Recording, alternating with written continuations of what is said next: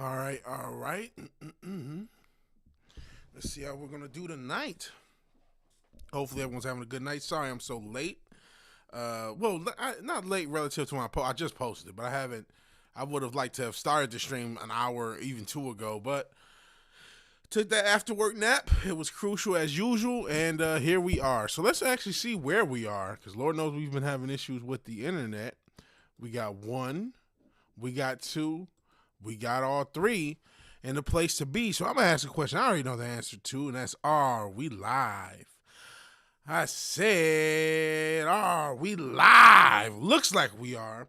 Vigilante Williamson here on the 198th episode of VW Casual. We're getting close to 200. We'll probably cross that this week, maybe Tuesday, maybe later in the week.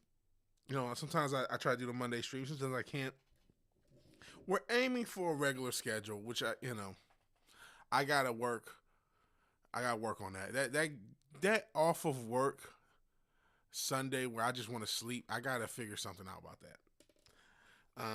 Not playing the game. We will have Batman next week. I always like to wait a week. Referring to Lego Batman 4. And hey, Cotton, appreciate you being here. I'll be honest.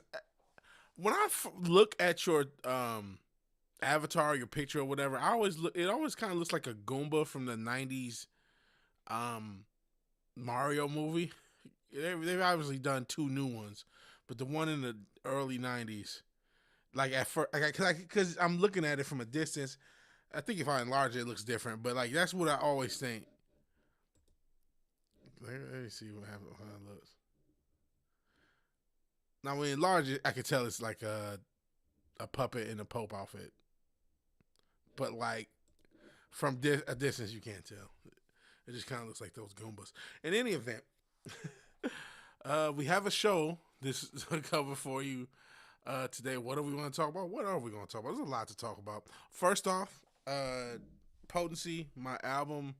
I just re-uploaded it because I realized, as much as I talk about conspiracy theories, I accidentally did the one eye thing. And not only that, if you download the album from wherever the hell United Masters put it, I think Apple Music, Amazon, it'll unfortunately the tracks will have hard coded that cover because I already uploaded it. I don't know if I can change the artwork. I hope that I can. Cause I don't want the other artwork to be the artwork. No, I didn't realize because I didn't really pay. I don't want to act like I didn't put effort in this project. I really did, but I didn't really put. I just took a picture of some weed next to my mask, and I didn't really think about how I was oriented until I look. Oh shit! So I can't do that. So I just made it green. Made it even simpler. So we'll see. Hopefully, I can get that changed on all the streaming services because Tuesday will be on all streaming services. So if you're Spotify or Amazon Music or Apple Music or any other platform they have across the planet, it will be there. It's already in YouTube as a whole. I will be uploading the tracks separately pretty soon as well.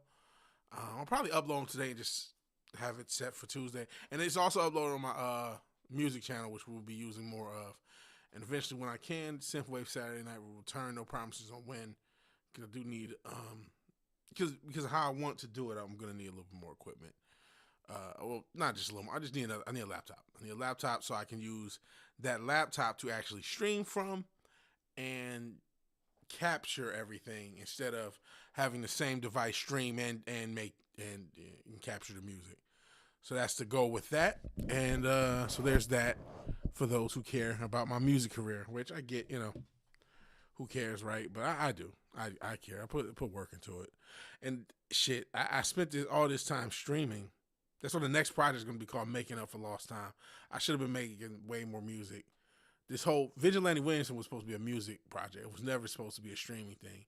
And then when I realized, oh man, maybe you could do both, I put so much in streaming that I didn't even put any in the music. And so we're trying to change that going forward. And even another thing is the channel. I haven't looked it up yet because I'm kind of nervous too.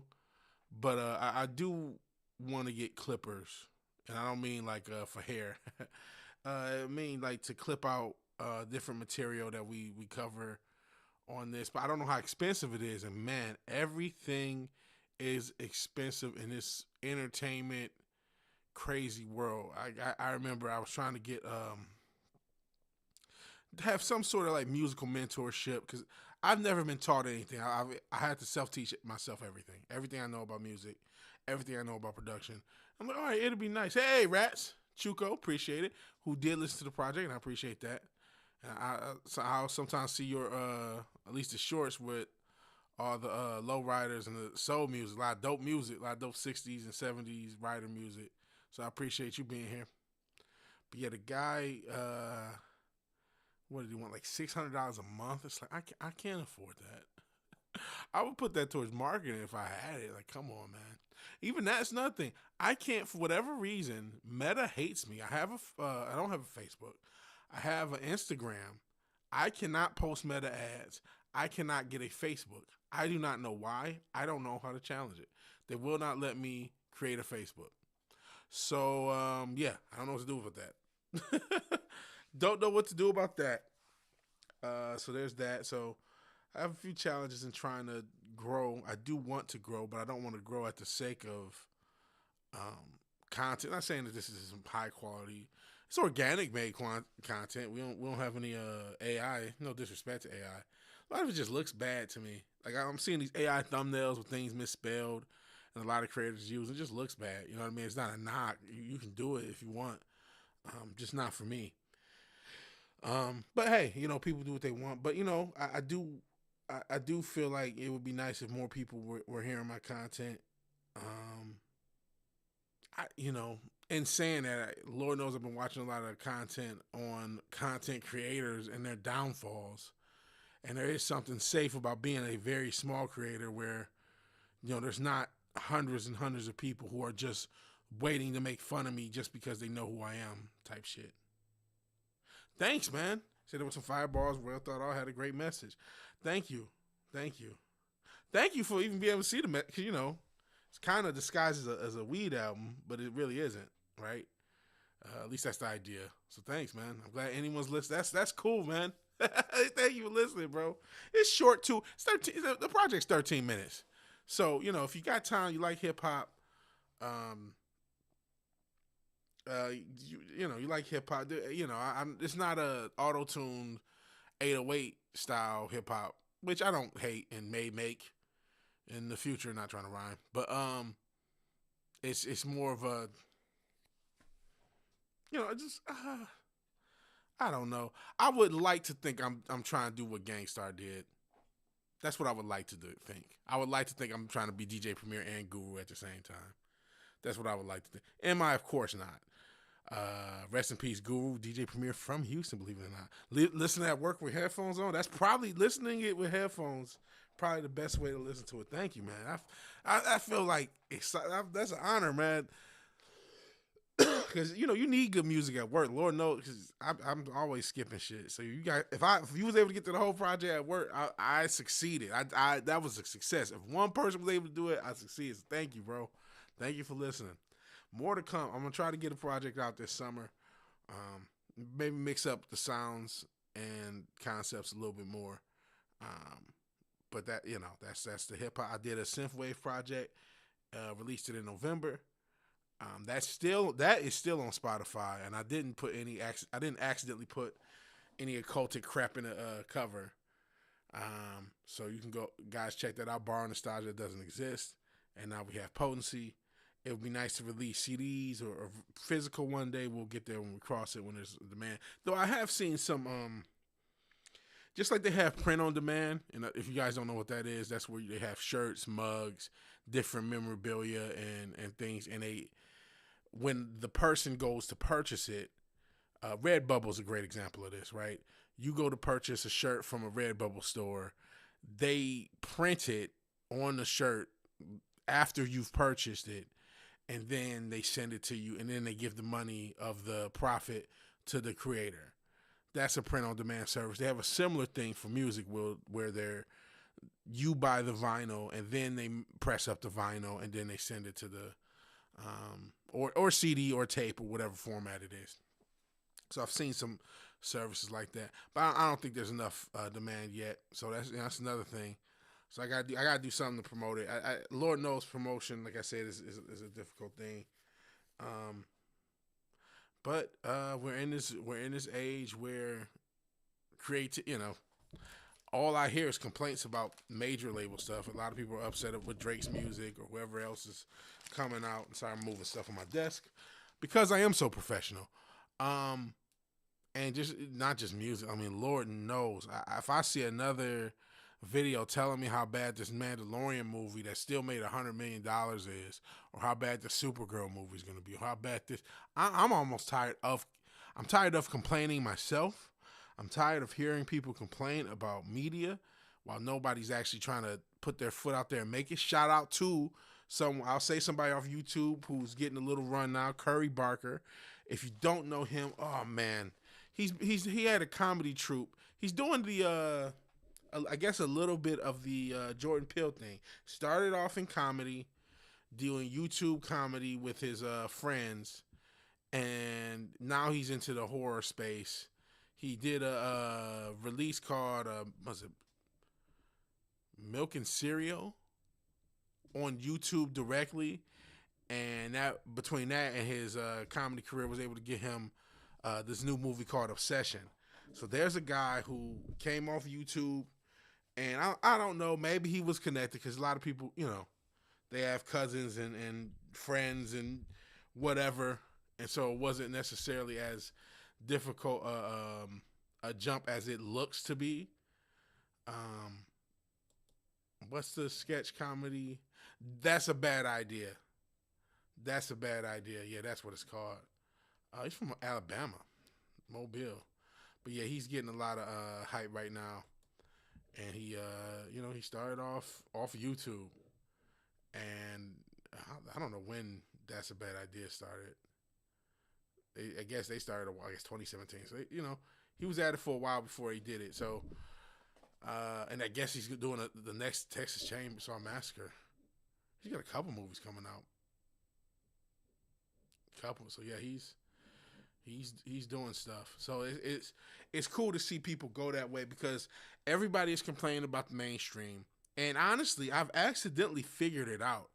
I'm starting to realize we have taken for granted pop culture as a thing and the monoculture as a thing, but it wasn't always a thing.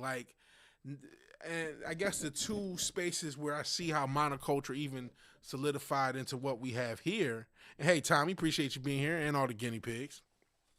Speaking of guinea pigs, we're the guinea pigs in this experiment. Pop culture is is not just the culture. I realize if you go back to the 50s on back, I would say pre-World War II and pre-World War II. World War II and back. Alabama didn't look like Iowa, didn't look like New York. Remember, if you make it here, you make it anywhere. It didn't look like LA, didn't look like Vegas, especially at the time where Vegas is probably just a desert. Didn't look like Texas, etc. And you may not have listened to the same thing everywhere, right? But the 50s, the post-World War, the boomer generation, the suburb expansion, we start to see things like McDonald's show up. Before you know it, in the 60s, you have things like Walmart and Target showing up. And you have these brands that they have Walmart here in Texas. They have a Walmart here in Alabama. They have a Walmart here in Illinois. And then they started putting them in the cities and the different suburbs. And before you know it, you get to a point where every small town has a Dollar General. You know what I mean? Everywhere there's a McDonald's. Everywhere there's a Burger King. Everywhere there's a Subway or a CVS. And so now the actual look of a city, I've lived in a few different cities, right? And yes, there are differences. There's different ways to get around. They're obviously different. But every city has a CVS or a Rite Aid or whatever the equivalent is. At best, maybe you have regional. Yeah, they have H-E-B here in Texas. They have Publix back in the Carolinas. You have things like that. But what are they all? They're all going to have like Haagen-Dazs. They're all going to have Lay's. They're all going to have Coca-Cola. And that's nothing. You start to see these brands become not just national, ubiquitous. Tommy's saying, hell, where I grew up looks nothing like it does today. It's a 55-year span. Yeah, a lot of places I grew up looked different, and then looked different before I was born. The change into that, I don't know if homogenized the world, that homogenized view where everything, we talk about the 15-minute cities. A lot of people worry, but I mean, they been did that. A lot of regions are so. I remember living in Charlotte. There was a lot of regions where, hey, here's your Publix, here's your Bojangles, here's your whatever, and then you go 5 miles that way, and there's another Publix and CVS and whatever the hell, and it's like these plazas that all kind of look the same, and these parts of the country that all look the same: gas station, McDonald's, Subway, and then culturally again. Now you have mass TV. You have starting off with the big three networks: NBC, ABC, and CBS. And so whatever they put on TV was the thing, and everybody watched it. Everyone watched it. Millions of people watched shows like Cheers, or The Wonder Years, or Dragnet, or Taxi, or whatever show. Now we're getting into the 70s and 80s. Everyone watches the Cosby Show. Everyone watches this. And then later in the 90s, you get Fox, and they come along with Married with Children and The Simpsons. And then cable, which was around in the 70s, but now becomes a lot more affordable. The VHS and the VCR becomes a lot more affordable. And what I'm starting to realize is, I took for granted the 80s and the 90s pop culture, that a lot of the, we're talking about movies and all that. It was the demand first. It was like, hey, we have now this home video market, so we're making a movie studio to supply things to the home video market, and then maybe we'll release things theatrically to make sure we sell to the home video market. And there were studios that were built like that. And now we don't have that same demand, but we still have so many people trying to service a demand that no longer exists. Glad to move to Florida over a decade ago. It was a dump when I was younger. Last I seen, Trenton, New Jersey, it has a rep. It was a festering sore. New Jersey as a whole, I don't know, I've never been, I guess I have been through there. I never been and walked around New Jersey, right? But man, it has one of the worst reps from any places on earth. And I say that as a Detroiter, and as a former Detroiter, Detroit's my home. But man, the rep of New Jersey, I've never heard anyone say, "Yeah, man, I love New Jersey." Never heard that statement. And I don't know why. Because I've never been. Like I said, just kind of went through there once back in the day. Shout out to Florida. Shout out to the South. I've been in the South now since 2015. It's been cool to me. I haven't had any issues. But I guess I'm saying all this to say we're now experiencing the destruction and the end of that culture. And I think we've been a bit too doom or gloom. We did exist before there was such a monoculture. Because both the cultural brands, when we're talking about stuff like Star Wars, do we have to complain about the Disney properties again? When we talk about WB, we talk about video games. Or if you're talking about fast food, look at the prices and the quality of most fast food places. Think about what you thought about Subway 10, 11, 12 years ago when they had a $5 footlong and you didn't know Jared was touching the youth. Think about what you thought about even McDonald's and Wendy's at that time ago as opposed to now, or Pizza Hut. All these brands are falling on at least semi-difficult times because their quality's down. And really just the rise of the corporate edict of lower the quality, raise the price. I realized the reason we think of the 80s to maybe the 2000s as quote unquote, you can go into the 70s, we look, oh man, it was better back then, is because a lot of businesses across the spectrum of business were in the process of their expansion and acquiring, and they wanted your business because they didn't have it. And now we're at the point where a lot of these companies take for granted your business, rather that be you going to get a burger, you going to watch a movie, you going to play a game, you going to play an album. They feel, okay, we don't have to cater to you anymore. They're better at monetizing themselves than they are making something higher quality. But it is a weird thing listening to all these things, talking about old networks, talking about the rise of different cable networks. I was just listening, because that's talking about stuff listening at work. Shout out to Rats Chuko, listening to Potency, which again will be out Tuesday, hopefully. We'll see. Again, not trying to rhyme. But I was listening to it was actually a documentary on the AMC Monster Fest, but it ended up kind of being a documentary on AMC itself of how that network started off as a network just to show old movies. They didn't have commercials. Then they kind of slowly transitioned to a normal network. And then once they get Mad Men and then Breaking Bad and then The Walking Dead, now they're kind of prestige TV and just that coast from that until where they are now. Um, yeah, that's the food was cleaner, service better, attitude was nothing like that today, where they owe something. There's several reasons for that. Um, I've talked about the way. Hey, Fizz, I've talked about the wages in retail and how if you go, I would say 95 and back. If you went into a media play, I remember media play, or a Circuit City, or a Best Buy, or if you're in Detroit, they had the ABC warehouse, or whatever the regional appliance store was for you. You had people, whether you were trying to buy a dryer, a refrigerator, a stove, a CD player, a VCR. You had people who could give you information on that. And yeah, it was a lot more commission based, but you had people who were trying to sell you things, and they won again. Everyone's smiling, everyone is happy, and they were able to make a living wage off of this. It's like, hey, I sell VCRs at Circuit City. I'm paying all of my bills. I don't need to drive an Uber. Obviously, that didn't exist, or do some other odd job, or work midnights here. No, this is what I do. I'm an expert at fucking VCRs, the Wiz and Crazy Eddie. Yeah, shout out to the Wiz, which I only know because of Biz Marquis sampling that for Nobody Beats the Biz. Nobody Beats the Wiz. And Fizz has a surprisingly popular recent video. Congrats. Robots replacing everybody. We'll see. Because I got my, you know my feelings on AI of where I feel like it's being a bit overhyped. Doesn't mean I'm right. But, yeah, that's that certainly is on its way. I mean, everything's not working out perfect. Oh shit! You made a video on Death Battle. That's pretty cool.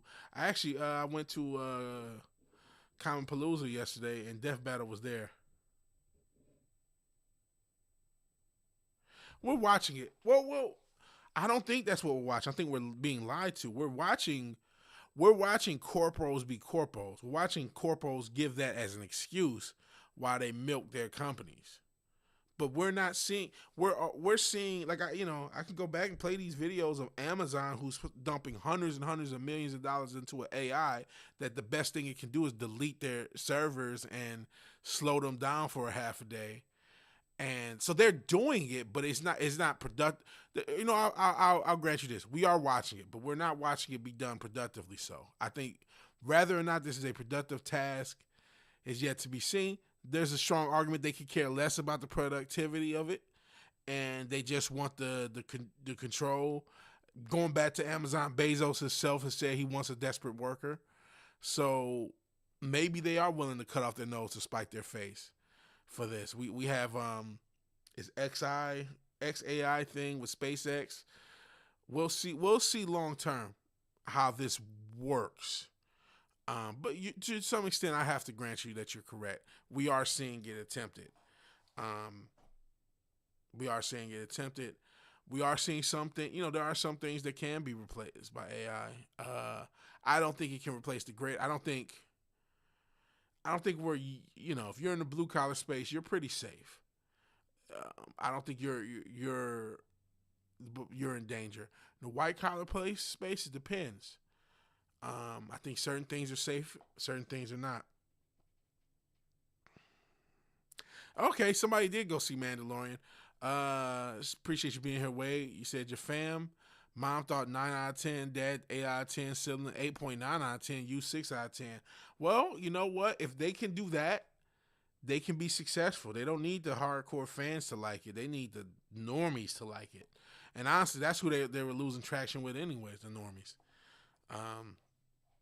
We'll see. We'll see. Again, I say we'll see because I don't know how productive that is.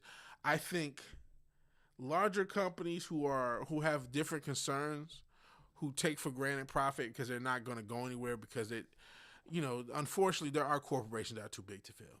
Disney, Amazon, maybe Tesla's already there. There's some companies that are too big to fail.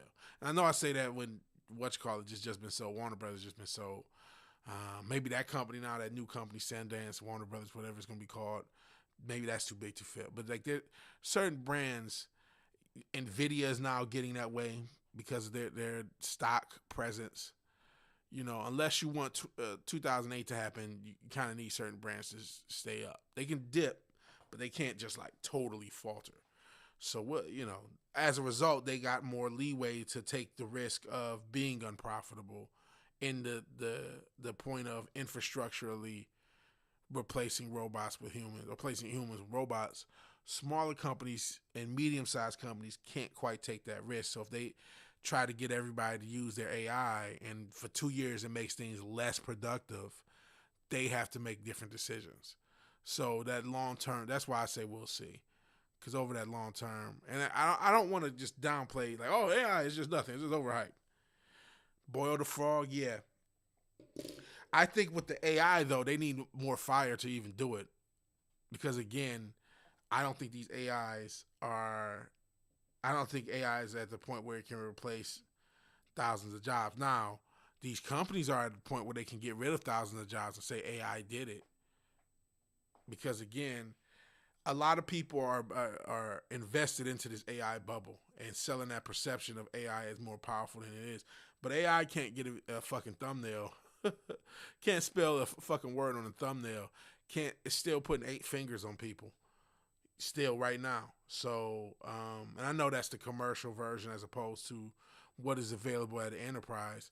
But even, I've heard about how these data centers, going back to NVIDIA and GPUs, and real quick, going back to Mandalorian and Grogu, Wade says go see it in Dolby. So, and I would recommend if you can see it in the highest format you possibly can. Anyway, any movie, if you're going to go to theater, expense, keep in mind your expenses, right? Because don't pay $50 for an IMAX ticket or whatever. But anyways, relative to these data centers, speaking of NVIDIA, a lot of times the GPU turnover is so much that by 3-4 years, these GPUs are obsolete.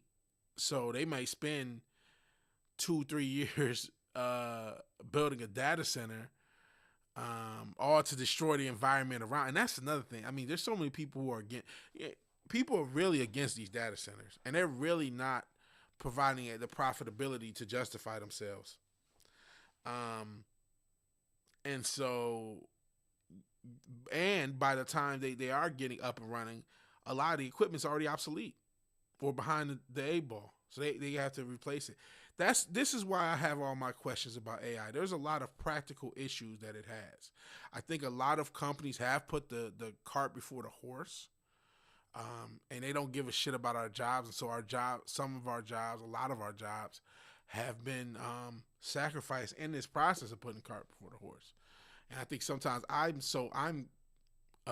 looking at the viability instead of the reality. They're just doing it anyway. They're going to do it whether it works or not. Going from the Me Too to the Why Not Me movement is wild. I never heard, what's Why Not Me, Brandon Holland? Put me on game. And Tommy, and a lot of people feel this way. This is why the theaters are a totally different place post-pandemic. I wouldn't waste my time giving theaters money. I know, unless I know it's worth it, it's so overpriced. You're not kidding. And we're at a point now, the big game used to be, you go to the store, get candy and get snacks, and then sneak them into the theater. The fucking snacks are just as expensive at the store they are at the theater now. You want a Coca-Cola, it's like $3, $4. The fucking bag of Skittles is like $2. A king size is like $4. That's at the gas station. That's at the store down the street. You might as well just give it to the fucking theater. At this point, everything's so priced up.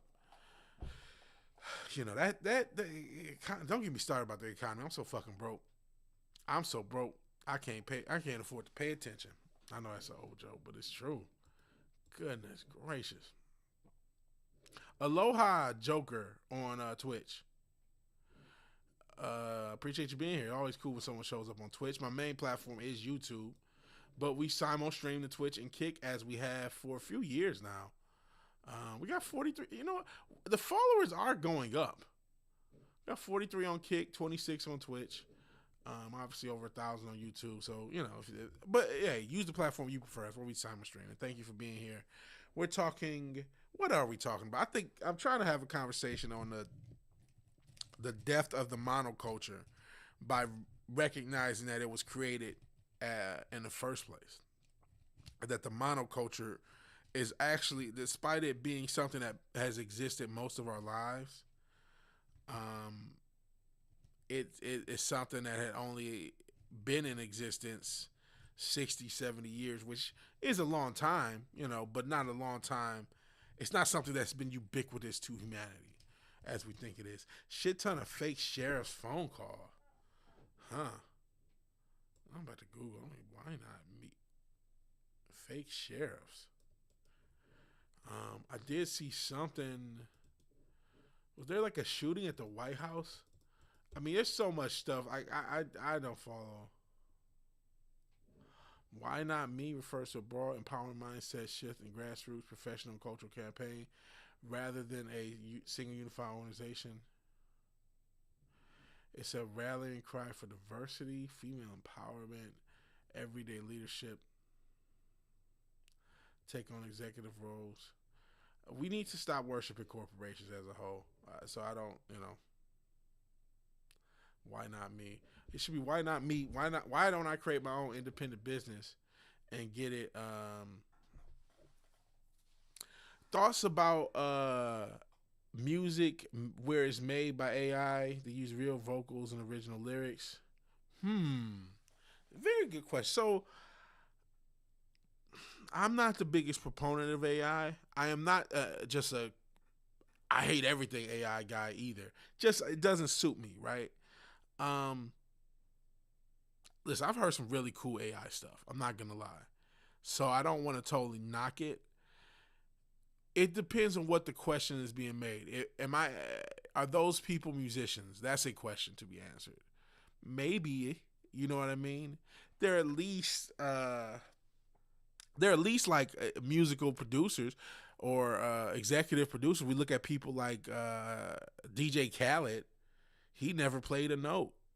But what he would do, he would call up all these different artists, all these different producers, get a studio, basically pay everybody to put together a project.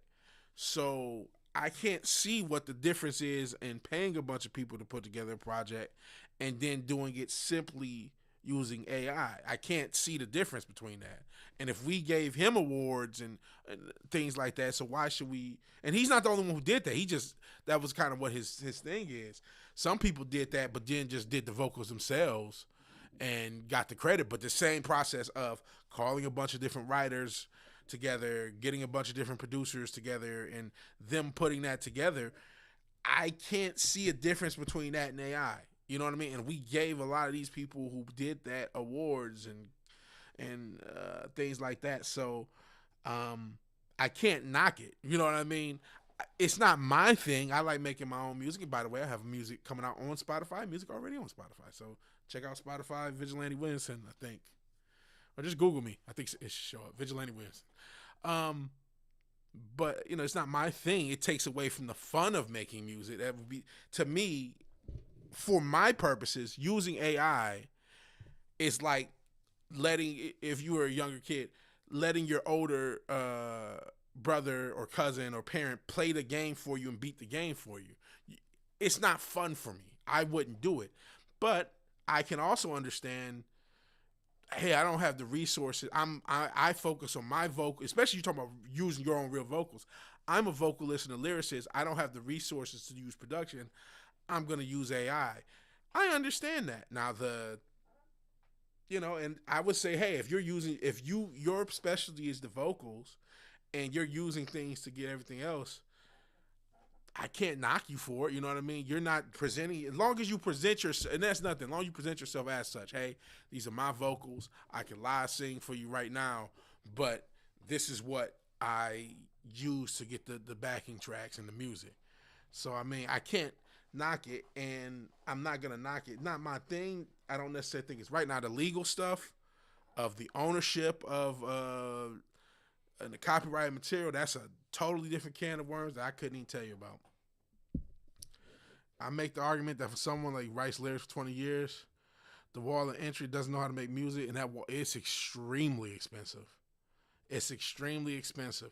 So using AI, you've been able to make music without paying $1,000 to get it made. I understand that. Again, I like making the music process as well. I like both processes. I've been critical of AI, but I can't knock that. Again, much of the music we've heard the past even 30, 40 years, maybe even longer than that, maybe the entirety of the music industry has been a collaboration of dozens and dozens of people, and they put out the face of the main artist or the main brand they're selling it under. But there's dozens of writers, dozens of players, dozens of whatever creatives creating a project. AI democratizes and simplifies that. So trust me, there were a lot of artists that all they did was what you're saying. Everything else was done for them, and they went in and did vocals. Some even had background singers, and you're hearing a background singer. Looking at you, Jennifer Lopez. So if we've considered Jennifer Lopez a musician, she did no more work than what you're talking about. She did no more work. She put no more effort into it because she had producers and writers and this and that and promotional team and all these other humans who put together her music, where they just said, here's the lyrics, here's the cadence, here's all the creative stuff taken forward. We're going to have you sing over top of it. We're going to layer it with background singers, and we're going to make it sound nice and make it sound like you can sing, even though you can't. You know what I mean? So how can she put no more effort into what her projects were that she got millions of dollars for than what you're talking about? Not an iota. You know what I mean? She just went to, maybe she had more takes. Maybe she had a producer to tell her, hey, I don't like that take, do this. That's about it. Music, and you're right, that is true. When music became accessible from home computers, the same reaction to having the AI music. Now, again, the copyright issue is one thing, but you can't copyright a chord progression anyway. I'm a guy who like using sample. They sued Apple computers. That's crazy. And I use a lot of computer, based stuff for me.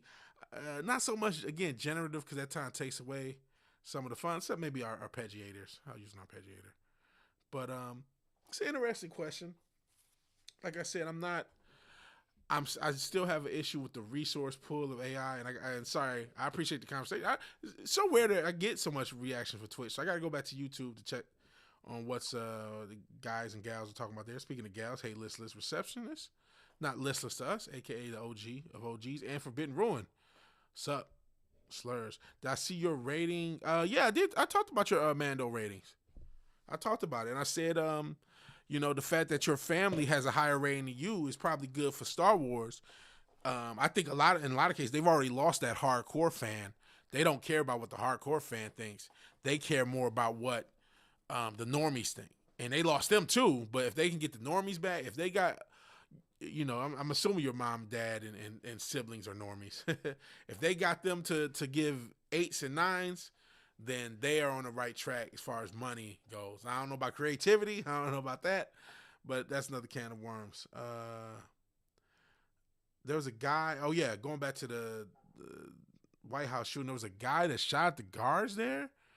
They deleted him. Oh, man. Oh, it's a joke. Oh, from a joke. Chick got pissed she wasn't going to offer any big jobs or roles from an easy hookup. Holy shit. So it became a thing. Problem with AI is this: why be creative? Why learn what a computer can do for you? It's pure laziness in most aspects. That's a fair point too. That's a fair counterpoint.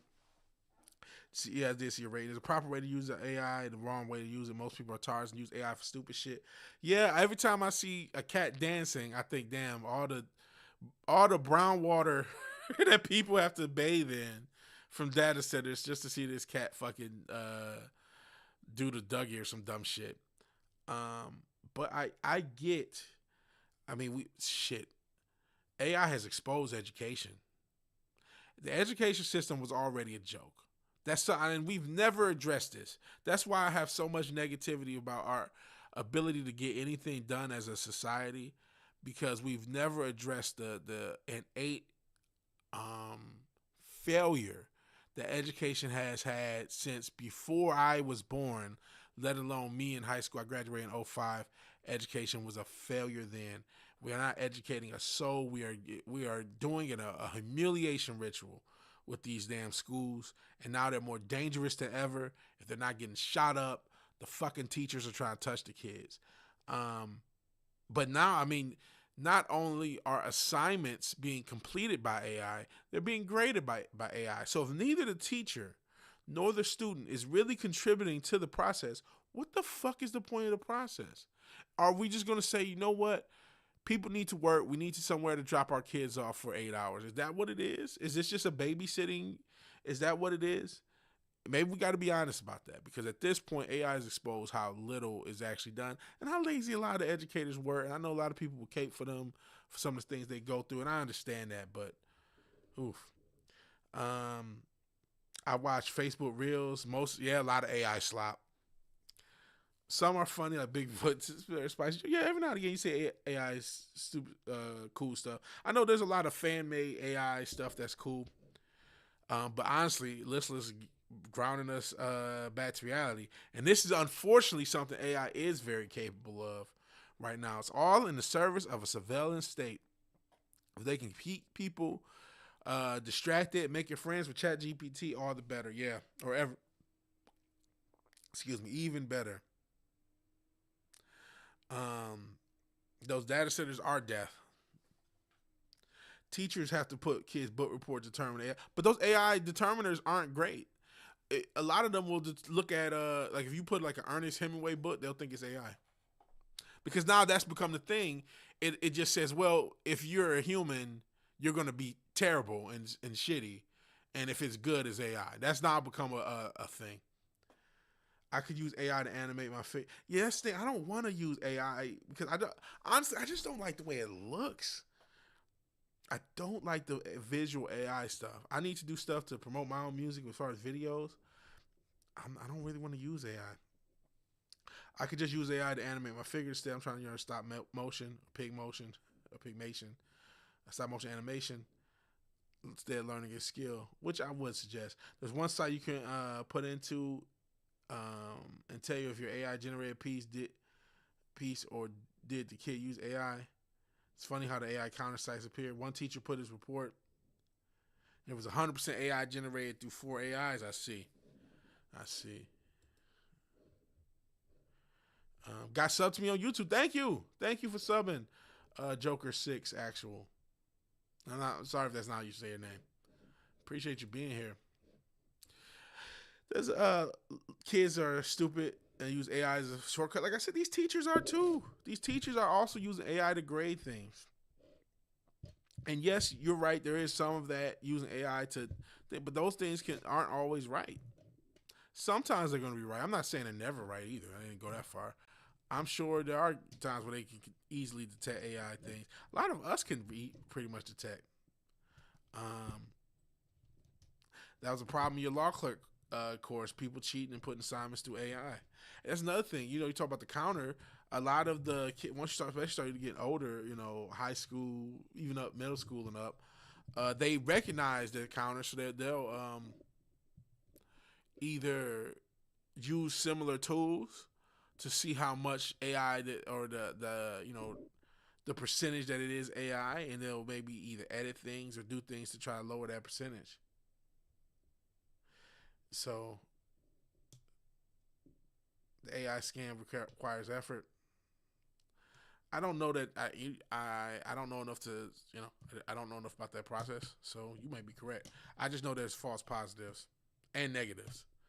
And there's a lot of false negatives because a lot of people are graduating using ChatGPT. That's when you do get scared, right, about AI, because you're talking about societally. But again, the education system was always a joke. And there was always people getting through the system. I don't know if people remember, and I could not tell you who they were, but there were a lot of high-end celebrity types that were getting through Ivy League schools, and they got caught in a cheating scandal. This is way before AI. This is maybe 10, 15, maybe even 20 years ago. Couldn't tell you who the people were, but there were a lot of high-end people. It was a massive cheating scandal.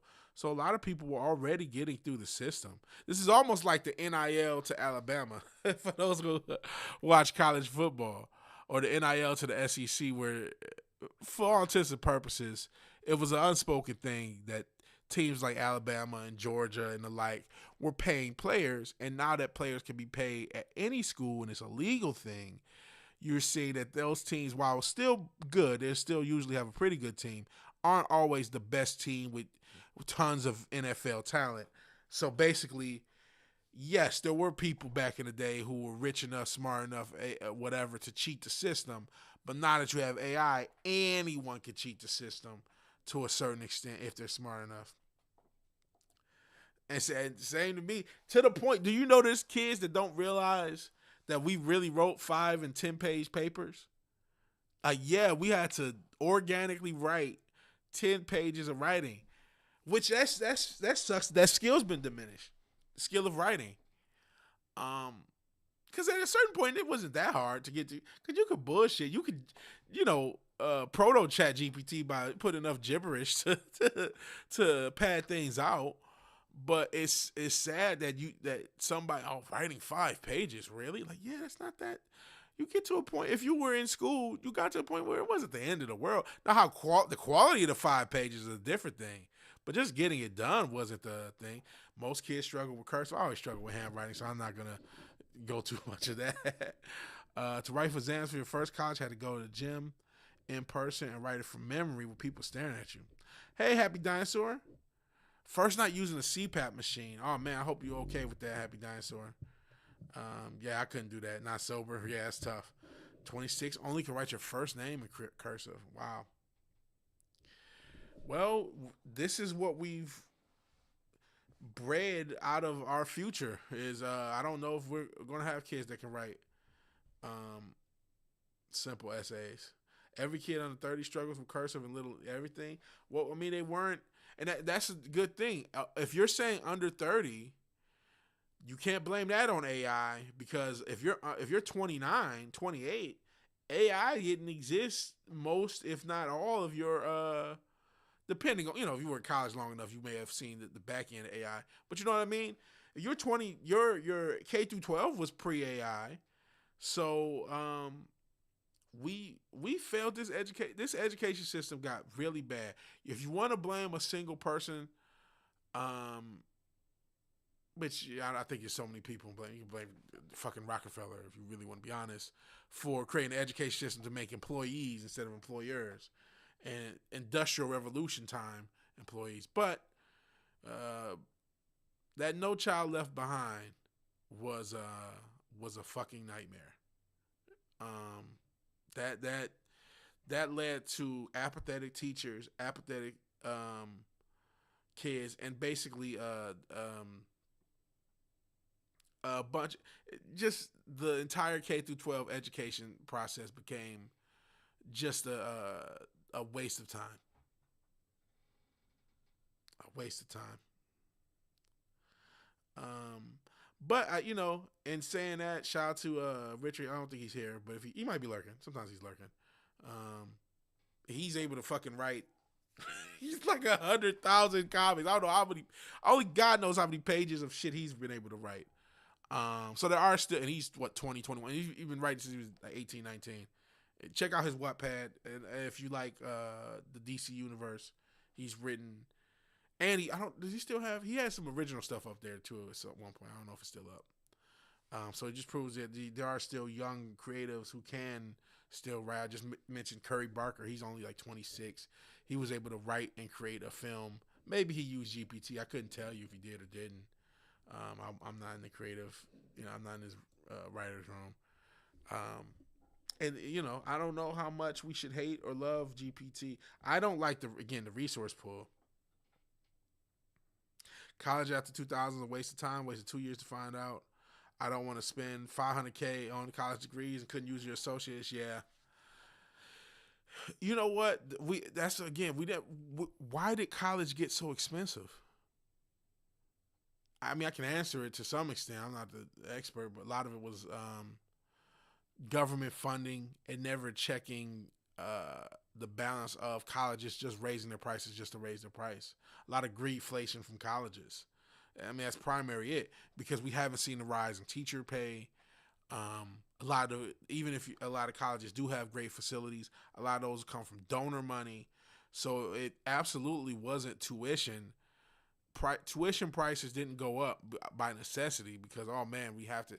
They went up out of greedflation, and they've been doing that since the 70s, 80s, 90s, especially into the 2000s and the 10s in the modern era, to the point where they well outdid their value. And then, I mean, you could definitely, and there are even people who have argued that the past 10 or 15 years of college have made people less hireable and less desirable in the worker world, in the business world, than if they hadn't gone to college. But did we do anything? We complained. Did we, call to action? Hey, there should be some sort of looking at why the college cost has gone up and why um, basically a college education has been gate kept, and then the quality of that education we never accounted for. And it's easy not to account for. I mean, I'm employed and I got a mortgage too, so I get it. It's hard to get out of your own life, especially if it's something that's not going to affect you. But yeah, all an essay is doing is introducing the topic, giving examples of what you're talking about, and writing and closing. You're correct. Correct. 65,000 technical associates, ITCNS to be more specific. IT degrees have been notoriously expensive, though. Correct. Yeah, but I mean, as Rowan has said, technology's changed so much since '07 as associates is useless. And a lot of IT, I mean, there are people who are self-taught who are just as good. Um, I want to think that no education debt is bad debt. Um, you know what, man? I believe in the concept of education. I do not believe in academia. I believe, unfortunately, we are in a scammed society that scams itself at all times, and academia is just another one of those scams. That is not to say that you can't get anything from academia or that it is useless or that people who don't go through academia and get valuable things from it. It's just not. We were in school. They pushed the no the false nobility of academia and overinflated the importance of college and did all these things to the detriment of a lot of people.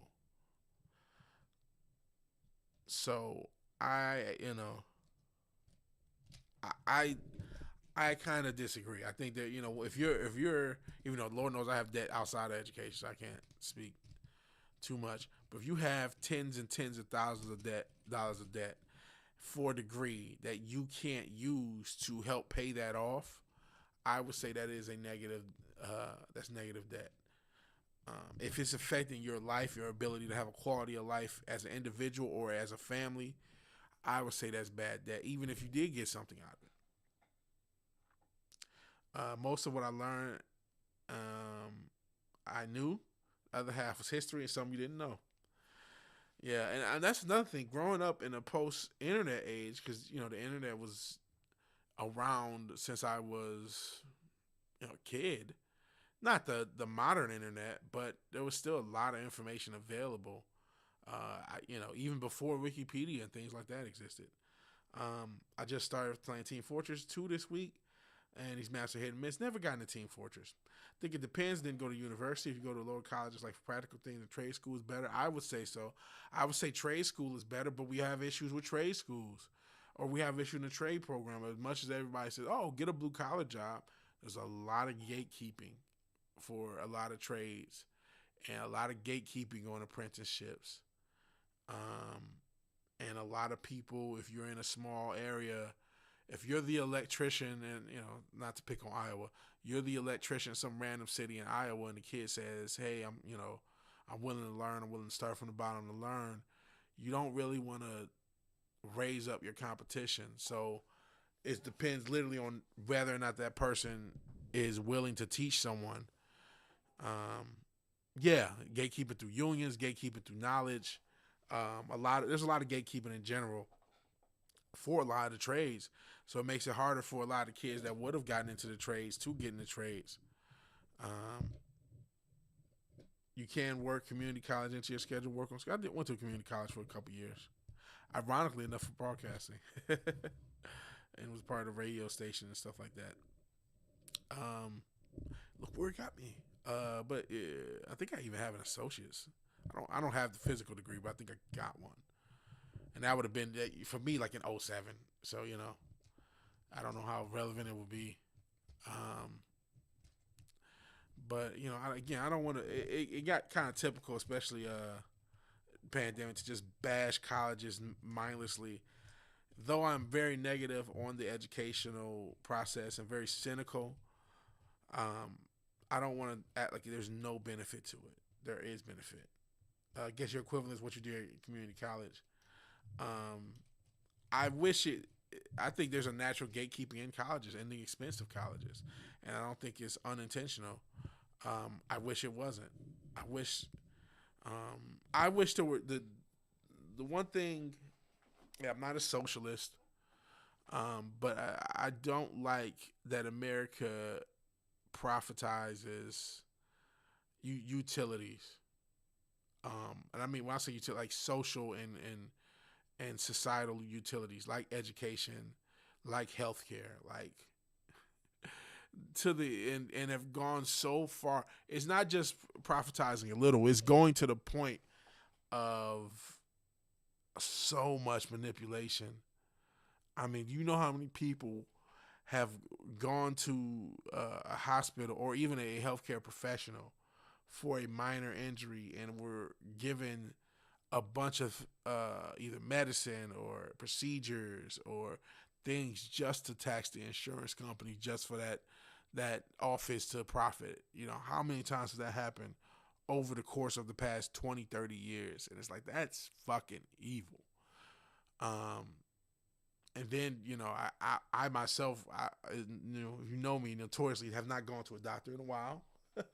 And, probably not the health conscious is most thing, but I have a good reason to be pretty skeptical.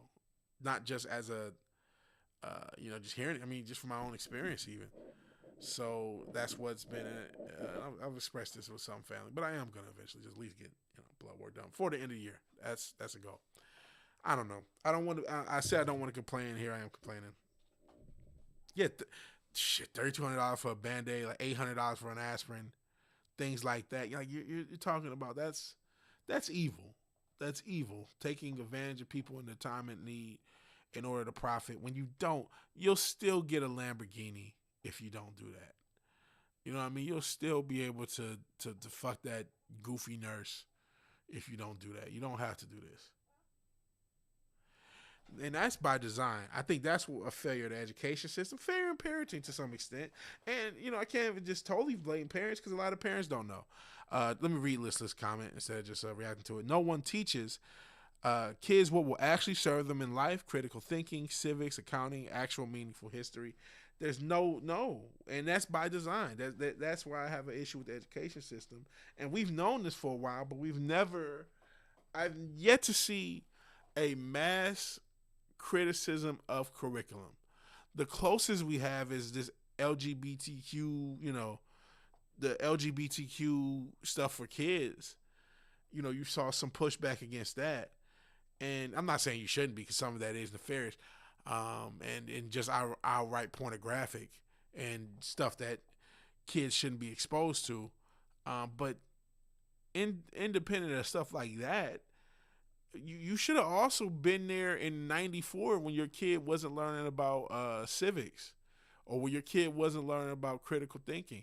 When they took workshop in home economics, your kid doesn't know how to cook, so you got to go to the fast food restaurant to go get obese and then go to the doctor and get GLP-1. You know what I mean? So he can lose the weight. Your kid don't know how to cook. I don't know how to cook shit. You know what I'm saying? You take out home economics, you take out workshop, you take out different skills. Hey, you know what? You want to increase the trades? Have trade programs through the schools. Have pipelines for trades through the schools. They used to. They took these things out. They took things out like um, even gym, and going back to the obesity crisis. It's like, man, you took out all these necessary things, and so it's like, make education actual education again. I like baking, so I was gonna put cooking. I'm no chef. We get the basics done. High school had trade departments. Every high school should have trade departments, and still again increase, or have resources to help people get to college as well. I'm not saying I'm not trying to be anti-college. There's a lot of times there's a balance of things. You don't have to be all one way, all the other way. Because of TikTok, I no longer blame parents only in these cases. Teachers and parents equally. Yeah, that's fair. I think the teachers need their share of blame. They want their sympathy when one of these kids turns into a fucking mutant and body slams them. But it's like, you know what? A lot of you teachers are not great. A lot of you teachers don't really care about educating kids. You care about getting a job where you can make 60, 70K and not have to work the summer. That's your goal. And some of you are able to pull it off, some of you aren't. But that's what a lot of teachers' goal is, and they complain. I am sick of watching. You talk about TikTok. I remember seeing all these teachers. They were elementary and middle school age, and they were complaining about these kids not being able to read. And I'm saying, well, who the fuck is supposed to teach them?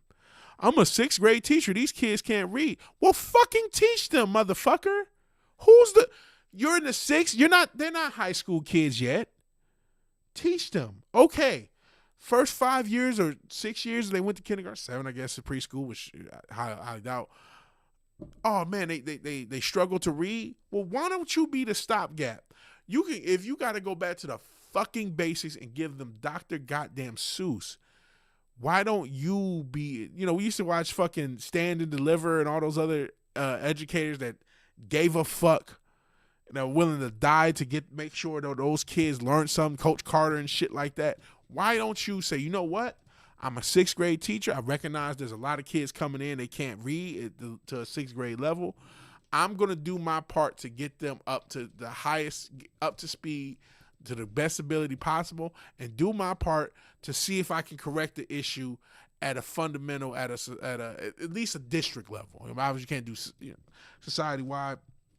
But for your district, how can we raise it up so at least this district has a good education? And if you find too much pushback, maybe you do need to move to another district. And I'm not saying it's easy, but I'm saying if you're going to get on fucking TikTok and complain that kids that are, 12 and under can't read, and it's your fucking job to make sure they can. It's your fucking job to make sure they can.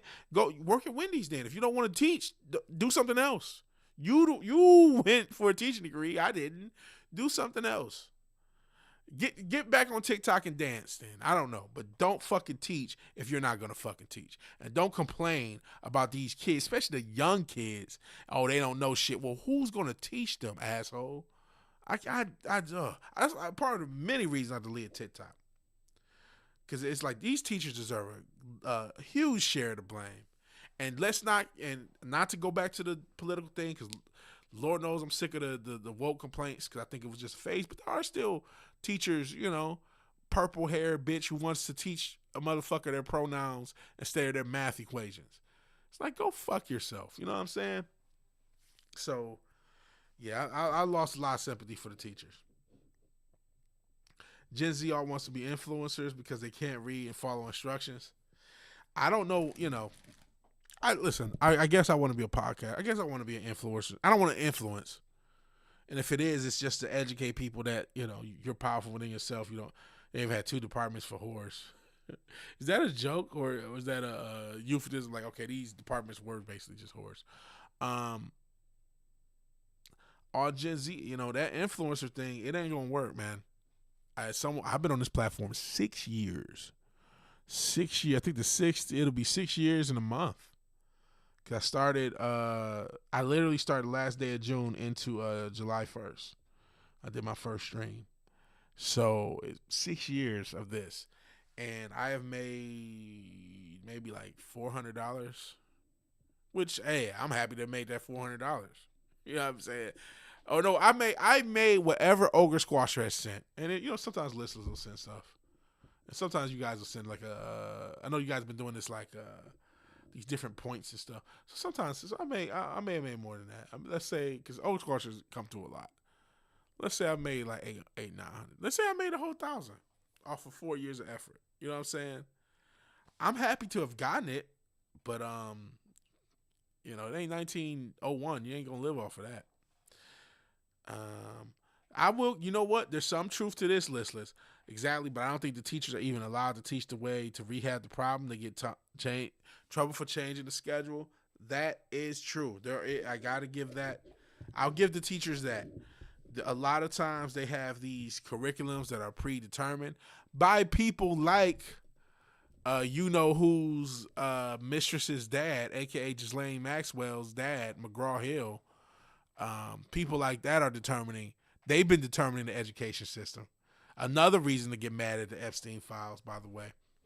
But yeah, you're right. They will get in trouble to change the curriculum. They can't figure out how food gets to grocery stores, but they can figure out streaming software. That shit is wild. Teachers have more power than these kids' parents, yeah. Because they're around them more than their parents are. Most of these teachers couldn't give a damn about anything but their agendas. You're not wrong. And that's a big part of it. Because even in an era where I feel like the quote-unquote woke era has kind of died down, at least, if you're talking about a place where it's still alive and well, it's going to be academia. That's where it started. That was ground zero, patient zero for this whole cultural Marxism thing. So absolutely, you're going to see a lot of that. And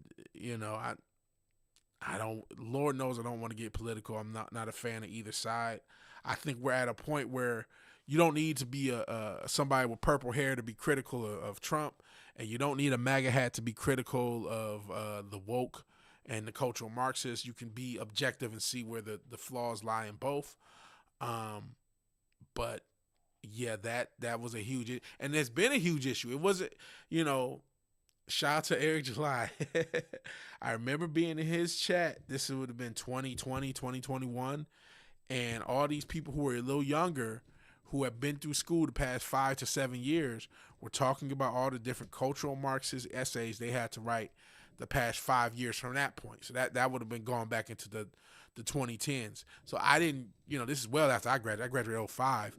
So even as far back as 2014, 2015, this shit was being pushed instead of actual things that are viable. And we've talked about how a lot of viable stuff have been taken out of schools, from the 70s, 80s, 90s on. And so, this is not an accident that you have so many kids who much rather be influencers than anything productive.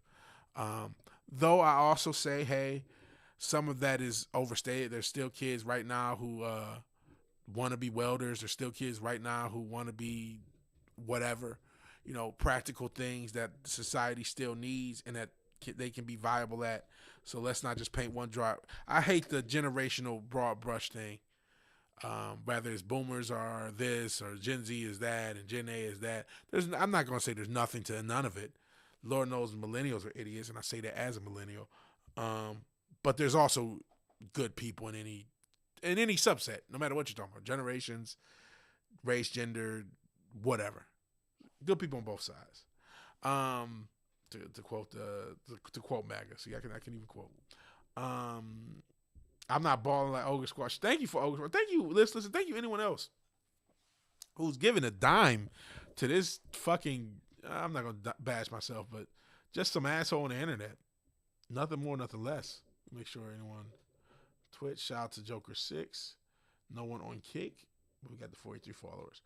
But yeah, I appreciate anything. I appreciate you guys watching. That's why I say it at the end of the stream. If you just watch, you didn't contribute to nothing, you didn't say in the chat, but you just sat there and watched. Let me be the background music while you fell asleep, or pause on that. That sounds so creepy. That sounds creepy as fuck. Want to be there when you sleep. No. But just let me, you found this entertaining or informational or just wasn't so terrible you had to turn it off. I appreciate that. Yeah, that's the thing. He said mad history and racist. That's when the system completely failed. I couldn't, though. I feel culturally that the woke has died down, and I definitely feel like there's a lot of people who go out of their way to find a story that fits that woke is bad narrative for some sensationalism. I couldn't tell you to how bad the system is at this current moment when it comes to that cultural Marxism. Everything is racist. Everything is rooted in this, which honestly was more racist and white supremacist than anything. Because what cultural Marxism taught everybody is the straight white male is the god of the world. Even if it was an effort to usurp, it's like I don't believe that. You know what I'm saying? Like, I wish you guys the best, but that's not like this. I don't buy that. So I can't even buy into this because I don't need your. There was even a book called something like "Don't Save Us" or something like that, talking about how.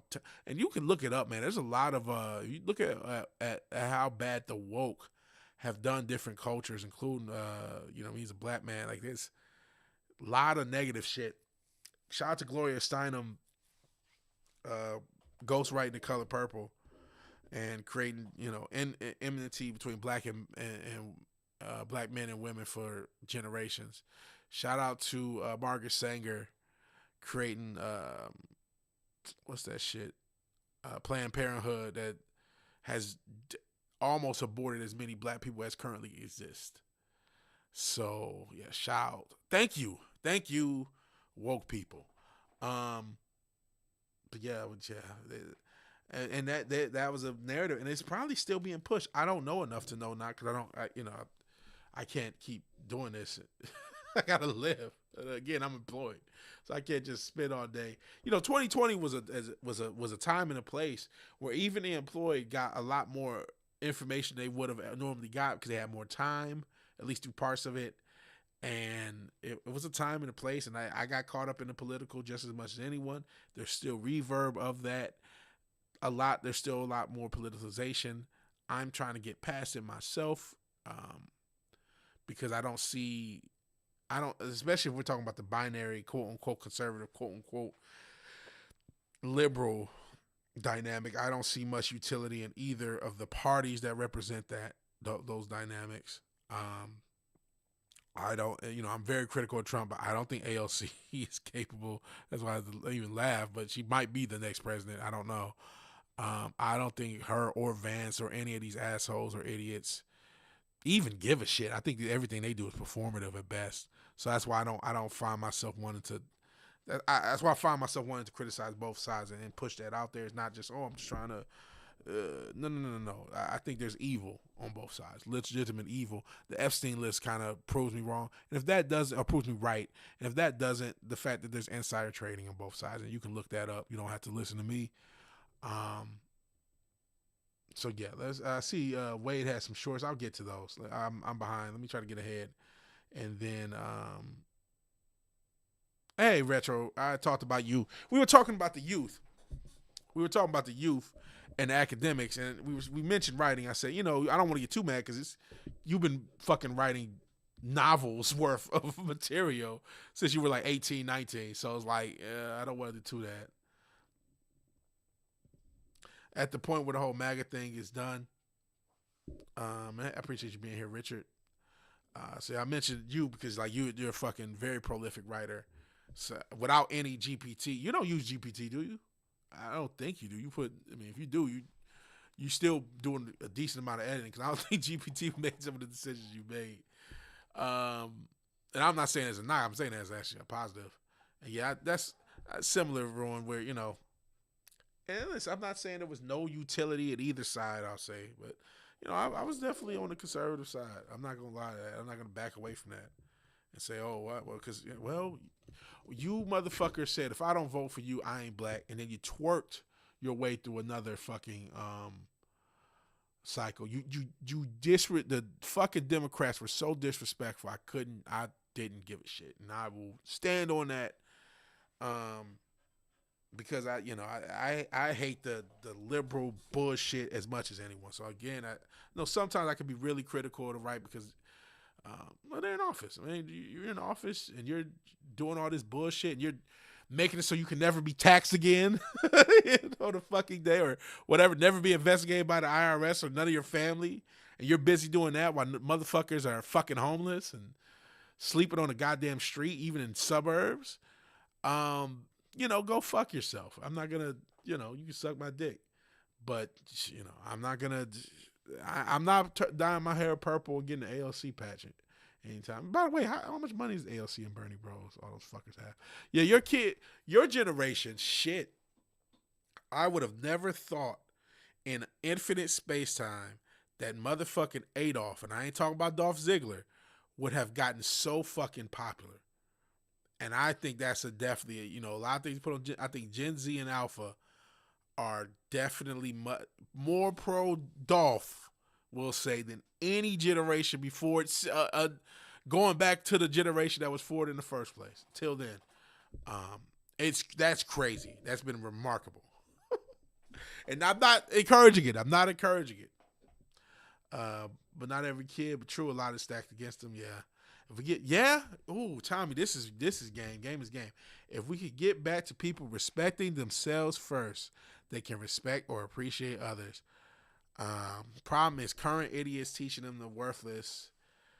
They are worthless. That's what makes this. And they keep casting new characters in this this young male space. I'll call it. You could call it the red pill space at one point, but it's become the look max space. They are definitely, and I'm sure there's stuff, feminism does it for young women. But in concert, they're definitely trying to make people feel worse about themselves. I remember when you had, I don't know if Andrew Tate is as active or as relevant as he once was, but when he first came out, what was he doing? Calling people brokey. This guy is fucking, because he didn't have ChatGPT. He is impersonating women for money. That's what he would do. He would basically kidnap bitches. I don't know what happened with that trial. He probably got off. He would basically semi-kidnap bitches, get them to show their titties on Chatterbait, because he did it before, and he still has. I think they still have OnlyFans people, the Tates, OnlyFans hoes, and then he would type as the girls, and they would just act like they're typing, but he would be the one typing, him and his brother. So they were. If you were a horny asshole watching one of those goofy bitches from back in the late 2010s, you were talking to Andrew Tate. You weren't talking to the girl. That's how he made his money, and still and helping the Romanian mob set up casinos. That's what he made his money on, and was a lot of those Bugattis were rented. A lot of the shit he had was rented. I think the house may have been his. It was a fake lifestyle he sold to people, but and going back to the Clipper thing, shout out to Clippers, shout out to his fans. They were able to push that lifestyle onto millions and millions of kids. And by the time he gets old, now you have fucking this clavicular asshole. And in saying that, does every kid fall for him? No. Does most kids fall for him? Probably not. I mean, you see as much material criticizing these idiots as there is championing them, though. Some do, and it does maxing has become a part of the zeitgeist. You're something maxing. You're even as a joke. So it has had an impact. It does have an impact. There's a lot of youth, male and female, who because of all these quote unquote influencers and the like that have become the popular, because again, pop culture is dead. Monoculture is dead. There's no more movie stars. There's no more music stars. There's no more any stars. So influencer A or B, even if it's only for a year or two, they become the star. And to some people, they become everything. They become the model. They become how people act. And even if it's a few, it is adding up. So yeah, you're not wrong that there's a huge self-esteem, self-respect issue that a lot of this is put on or built on. Got a Taste of Reminder Society the other day. Oh, Oh man. Got a taste of society. I was buying TP, heard a ripper of a fart in the other aisles, tilted my head around the corner. Little old lady with white hair. Um, did it? Okay. I'm gonna try to catch up. Richard hates Miles Morales, aka Token Morales, DMCA Free Morales. I don't hate him. What is his character? What is his? He has no traits of a character. Characters have traits. They have likes, dislikes, personalities, things that have happened to them that have shaped them. What are those? The only thing he's been used for successfully, I guess you could say the games, and you can say the Spider-Verse movies. But I still don't know what his character is. I don't hate him. I just don't know what he is. Fizz is on game. 2020 was so crazy. Nobody cared that Seattle was taken over by a terrorist group. I forgot. If you didn't bring it up, I would have forgotten. That was crazy. Do you know like that? They basically succeeded from the Union for a little bit. They called it an autonomous zone. So for like a few months or weeks, that part of Seattle was not a part of America for all intents and purposes. 2020 was a crazy psyop. That was nuts. That literally happened. That was not a part of Seattle was not a part of America for a part of 2020. New Scum. Oh man, this guy is one of the pieces. One of the scummiest humans on earth. New. Yeah, I forget. I guess he might be the guy they run. Newcomb or what's his? Fuck him, Newsom. But he is scum. He is scum of the earth. I'm sure a lot of y'all heard the story about him fucking his campaign manager's wife. It's just a real scumbag. No, I wasn't talking shit. I was bigging you up. I was talking about, hey, motherfuckers. They're talking about how the youth can't write. Now, granted, the current youth now, because it's years later, is Gen A. It's not really Gen Z. Gen Z is in their 20s getting into their late 30s or early 30s. From, your age to like probably 30 on the button. Maybe what you say, 19 to 30 is Gen Z. And then the school-going youth now is Gen Alpha.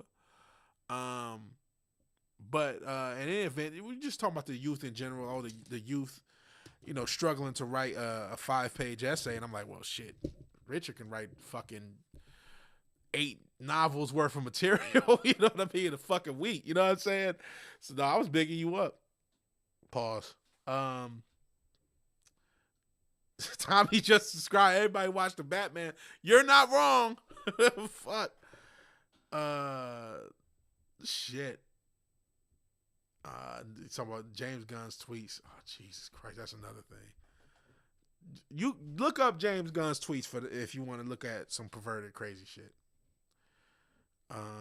Millennials and Gen Y that makes sense. Generation Yawn. Guilty as fucking charged, man. Guilty as charged. Millennials suck. Millennials suck. Yeah, you said millennials 1,000 times more woke than Gen Z. I think you're underrating it. Shit. Oh, the millennials suck. And I say that as a millennial. I don't know how I got through it. And I'm not saying I'm the good one and everyone else sucks. I'm a fucking mess too. Oh man. We instituted a lot of stupid cultural edicts that shout out to Gen Z for kind of, shout out to Gen Z, for the substance stuff. Now, yes, you have some of the people on some of the hardest drugs are Gen Z, Gen Alpha, maybe some of the younger millennials. That is true. But Gen Z, who is now, like I said, getting into their late 20s, early 30s, doesn't drink, doesn't really do drugs on the same level that millennials and other generations do. Now, unfortunately, the ones that do drugs are using harder substances than ever. But for the most part, it's way more of a sober and, dare I say, way more of a vigilant generation because of it. And you guys deserve credit because there was nothing. That was all y'all. Everything was to push y'all to be as drunk and as fucked up as us. Maybe some of that was the pandemic, but I think a lot of it, now that it's gone, you're still not seeing alcohol. You can look up the numbers. Alcohol has fallen off as a product. I don't know what a fugu. I know what a mukbang is, Nas. I don't know what a fugu is. So no, I can't watch people eat. I don't watch mukbangs. So no. You know what? If I were famous like what's his name, Flash, I would do that online, use my face, make chicks flash me. Yeah, I don't know what fugu is. Chatterbait tokens replace Chuck E. Cheese tokens for kids who grew up to creepy dudes. I don't know how Chatterbait worked. I just know that, and I'm not trying to say it because I'm so noble. I just, when I was watching porn, I wasn't paying. Shit, I ain't about to pay to watch no hoes. Fuck y'all looking. I'm watching the free shit. Eat the river, rich. Eat the river pig. I see. Let me see. I did see Edge Christian win the tag belts, but I missed a lot of comments. I mean, golly, there's a lot of comments. Oh man, I'm sorry I missed comments. Catfish lips. I feel like I should. That racial. I think I should take that. I should time you out for that, but I'll allow it for now. You convinced the rich to eat shit if you thought it was cool. I mean, you're not wrong. Shit, remember we saw one of these hoes. What was it? Sandra Bullock is putting foreskin in her face because she thinks it's cool. Miles has no character. That's why he's a token. He is absolutely an empty shell token. Oh, Zeus. You just went outside before the stream. You're my little Grogu. Annoying as hell and old as fuck. He just looked at me like I was crazy. Idiocracy has become a documentary, and I wear Crocs.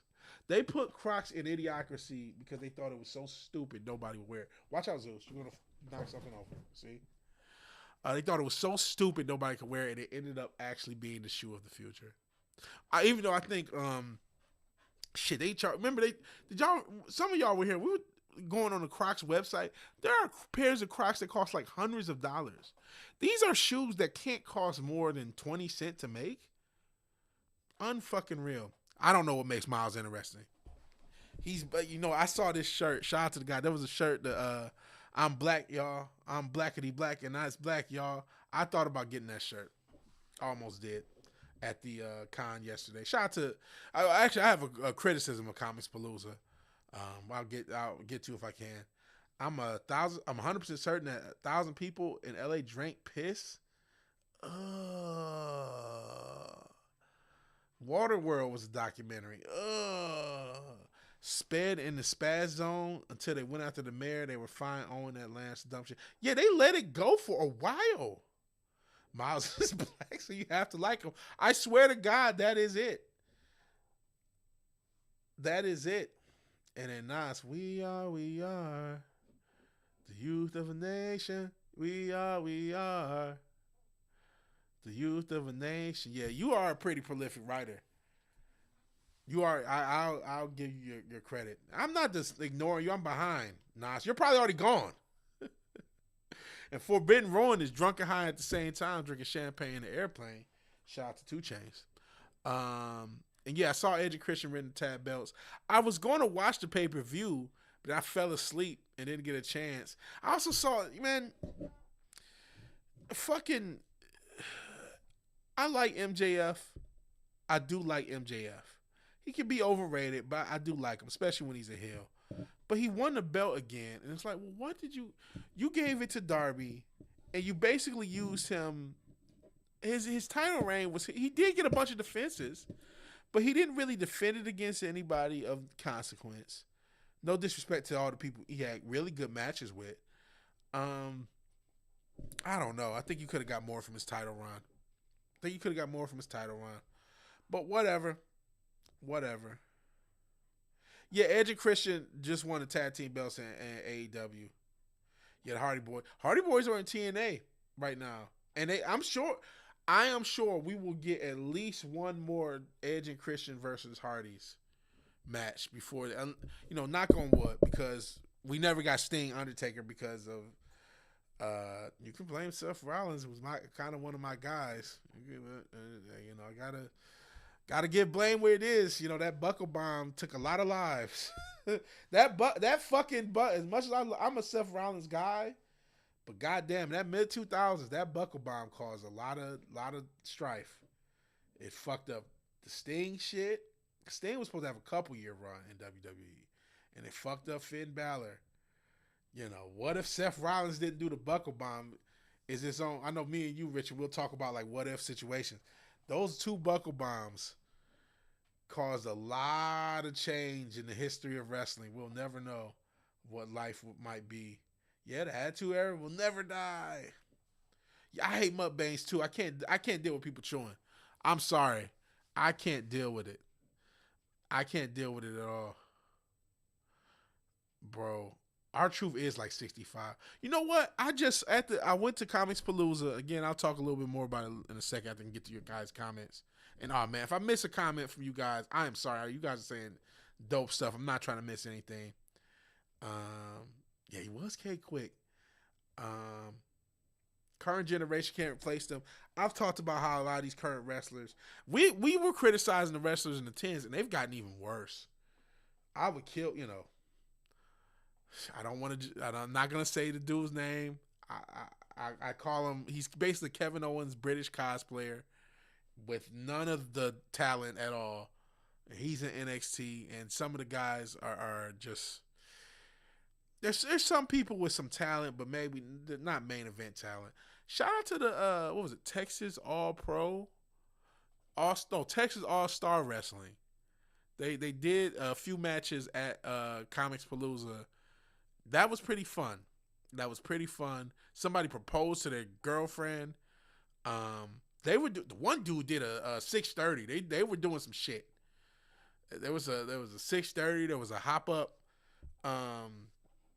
From the ground, like from jumping from the ground to the turnbuckle for her and Karana. It was some, I don't know if it's the Texas Luchador era. There was some high level shit or being done, and they were pretty smooth too. I'm not gonna shit. It wasn't like sloppy. It was some good wrestling. I would say I take a lot of those motherfuckers over who's in NXT and Evolve and some of that shit now. They were doing their thing. They were doing their thing. So shout out to let me get it right. Let me see if I can get it right. I hope they put that on YouTube. You'll be able to find me. Texas. Yep, it's Texas All Star Wrestling. There's a Texas All Pro, but that's not them. Oh man, I don't know if they're gonna upload it, but they better upload it. Texas All Star Wrestling, TASWWrestling.com. I'll put the YouTube link. Like I said, did pretty good. Pretty entertaining. Especially for some indie guys. But yeah, we're having a lot of issue. Yeah, R-Truth is like 55. And, you know, Edge and Christian are late 40s, 50s. And they're still some of the most viable guys. I think too many people. There's not a lot of people who are getting into wrestling that care about the business. It doesn't seem to be happening. That's why even when Richard, I didn't know who Richard was, said you can be a star because nobody gives a shit anymore. They used to just give a shit about moves. I don't even think they give a shit about that. I think a lot of people, they just want to be in WWE. They just want to be in catering. They just want to try to fuck with some of these hoes because there's a lot of cute females they got in these different companies. I don't think there's any interest in really like making wrestling good for a lot of young, a lot of the current generation, and that includes millennial, whoever. It's just we're not seeing good stuff from the youth, which is why you have, you know, everybody who's on top is like 35 and older. So even in the Spider-Man voice, they're animation showcase rather than a form of storytelling. Absolutely animation showcase. That's a good way to put it, Fizz. Crocs are maybe 35 cents. I don't know if they're even that much. I used to be a vendor in the flea market. I would see all the wholesale prices. Crocs, yeah, they don't cost anything to make. Stores do when they're doing more markup than that, because like I said, some of those Crocs, they want $150. So I don't know what type of markup that is. Honestly, Goldust went hard in AEW. They're still pretty hardcore, man. I just talked about Darby. Watch some of those Darby Allin matches he's been having the past few weeks. They're pretty fucking nuts. They're still having pretty nuts. That's why, as much as you want to, sometimes I'll be critical of AEW, man. They'll have some fucking matches, man. There's one thing they can do.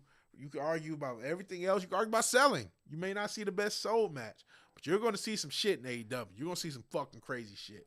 That's the last little bit of. I guess you got CZW, but that goes too far the other direction, where you're just seeing people hit each other with light tubes and there's nothing. But the last little bit of ECW spirit, I will say, AEW does still have some of it, because you'll see some shit. You'll see some shit. Oh, you've been here drunk since Friday? I see. Matt Hardy Posty wants to do it. They'll do it. TNA, I know TNA were dealing with WWE, but they've dealt with AEW before. They'll do it. And they're putting on some of the he was putting on Goldust. Him and Cody put on a banger, and he's put on other bangers after that. Yeah, he had 3 belts one last year. I think they should give him a world belt. If you're gonna get, they've had some cold stuff. Shout out to Dustin Runnels, aka Dustin Rose, aka Goldust. Sting versus Taker didn't happen in 2000. So dumb. They had the chance. It would have been late, but in 2015, instead they did Sting versus Triple H. And I get it. That was part of the story because of the what was that shit called? It was the corporation, but they called it something else, and I can't think of it offhand. And then they had Undertaker do Bray Wyatt. They should have, and that was his first match coming back from the loss to Brock Lesnar. They should have just fucking did it. Vince McMahon also had the ability to do Hulk Hogan and Ric Flair, and he didn't do it. He also had the ability to do Stone Cold and Hulk Hogan, which we got rocking Hulk Hogan, which probably was the superior one. But this has happened many a time where you could just put the match together, and it's like, I'll give you. I dressed up like Mankind yesterday, and I'm thinking about doing some videos using that cosplay. I dressed up like Mankind for Comics Palooza. So if Texas All-Star, or if you look up Comics Palooza 2026 and you see an obese black Mankind, you're looking at me, because there is no one else dressed as Mankind. Some people got it, some people didn't. Shout out to the guy I should have took a picture with. There was a guy dressed as Daft Punk, and we both were like, yo, because how cold the cosplay. He had the coldest Daft Punk cosplay. He had the music coming from his helmet. I'm like, oh shit, it's Daft Punk. Like, oh shit, it's Mankind. We got a hug. Should have took a picture with him. That was the coolest cosplay I had seen. But so Goldust, I don't know if I can do Goldust, because I can't do the makeup. But I did Mankind. Yeah, Edge had all sorts of injuries. His neck was jacked. His neck, back, everything was jacked. But he did take a few years off. But he's still been wrestling since 21. So he's been wrestling, and then he tore both of his ACLs, and I don't know if it's both, but he had a cage match, and I don't know if it was sort of a botch, but he jumped off and landed, and it's like, oh, those knees are fucked. You say you stopped watching when they let Goldberg smash the Fiend? Yeah, that sucked. That sucked. And I'm a Goldberg guy, but man, the Fiend, rest in peace, Bray Wyatt.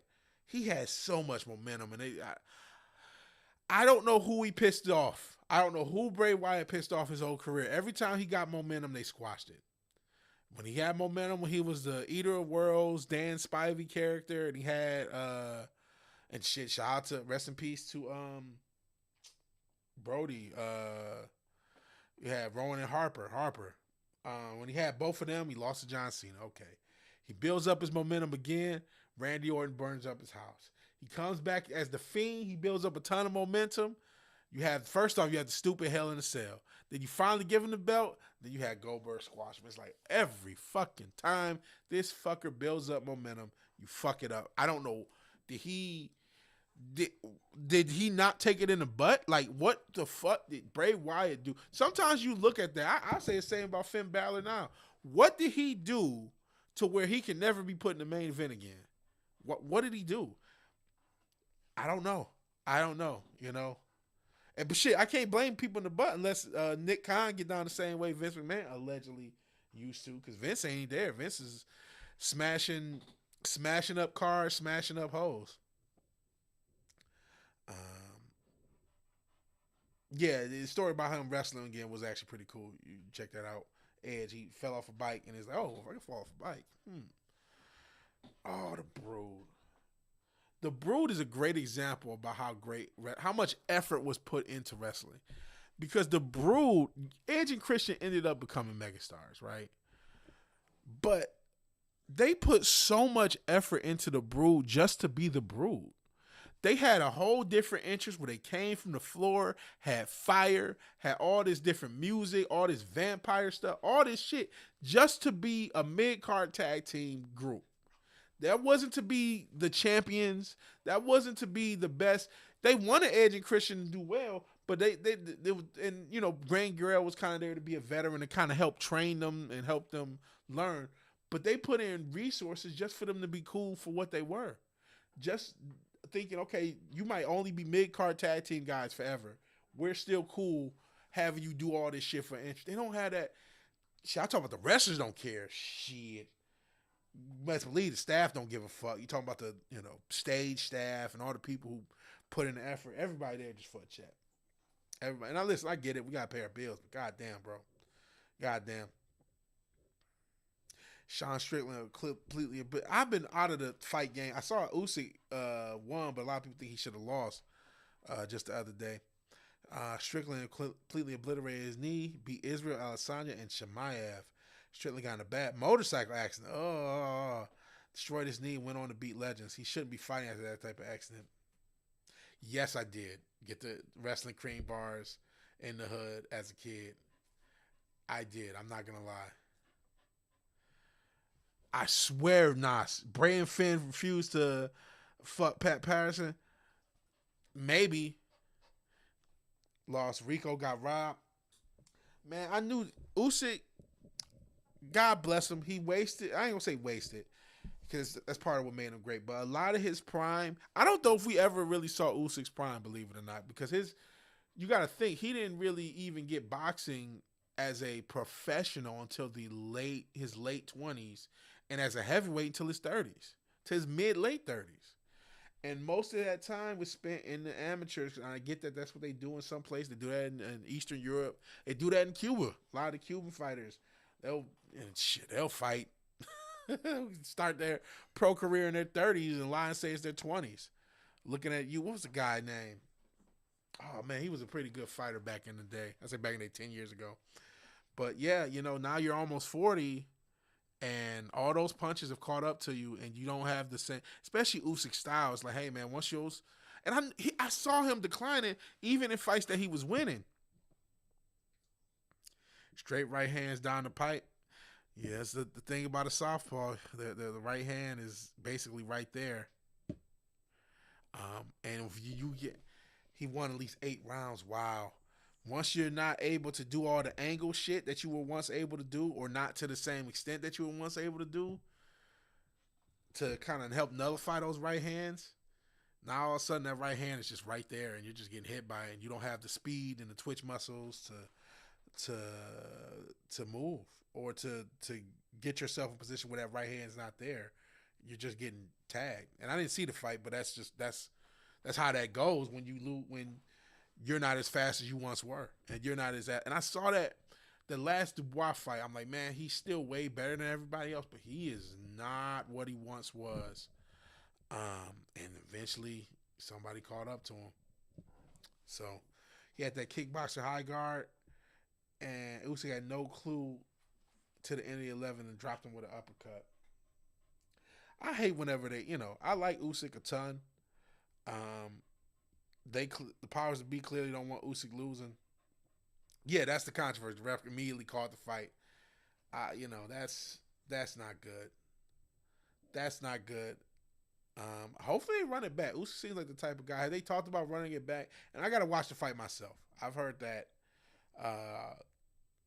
what happened, but I got to watch it myself. Are they talking about running it back? I love Usyk. Clearly he's aged overnight. Came in heavy. Like I said, I wouldn't say overnight. He was still aging while he was still winning some of these other fights. It's just that he hadn't aged all the way. So hopefully they run it back, and if Usyk got anything left, he'll do better, and if he doesn't, Rico will be the heavyweight champion. See, but I haven't been Rico was going to win. However, the way it was looking, he might have actually knocked him out in the 12th. So that's why you're supposed to let it play out. He might have figured it out and may come back. Like you said, the tide started shifting and he came strong late. So he might have figured out what he needed to figure out, that if he fights him again, he won't have the same amount of trouble. But again, they got to fight again. I got to check out the fight myself. I got to check it out myself.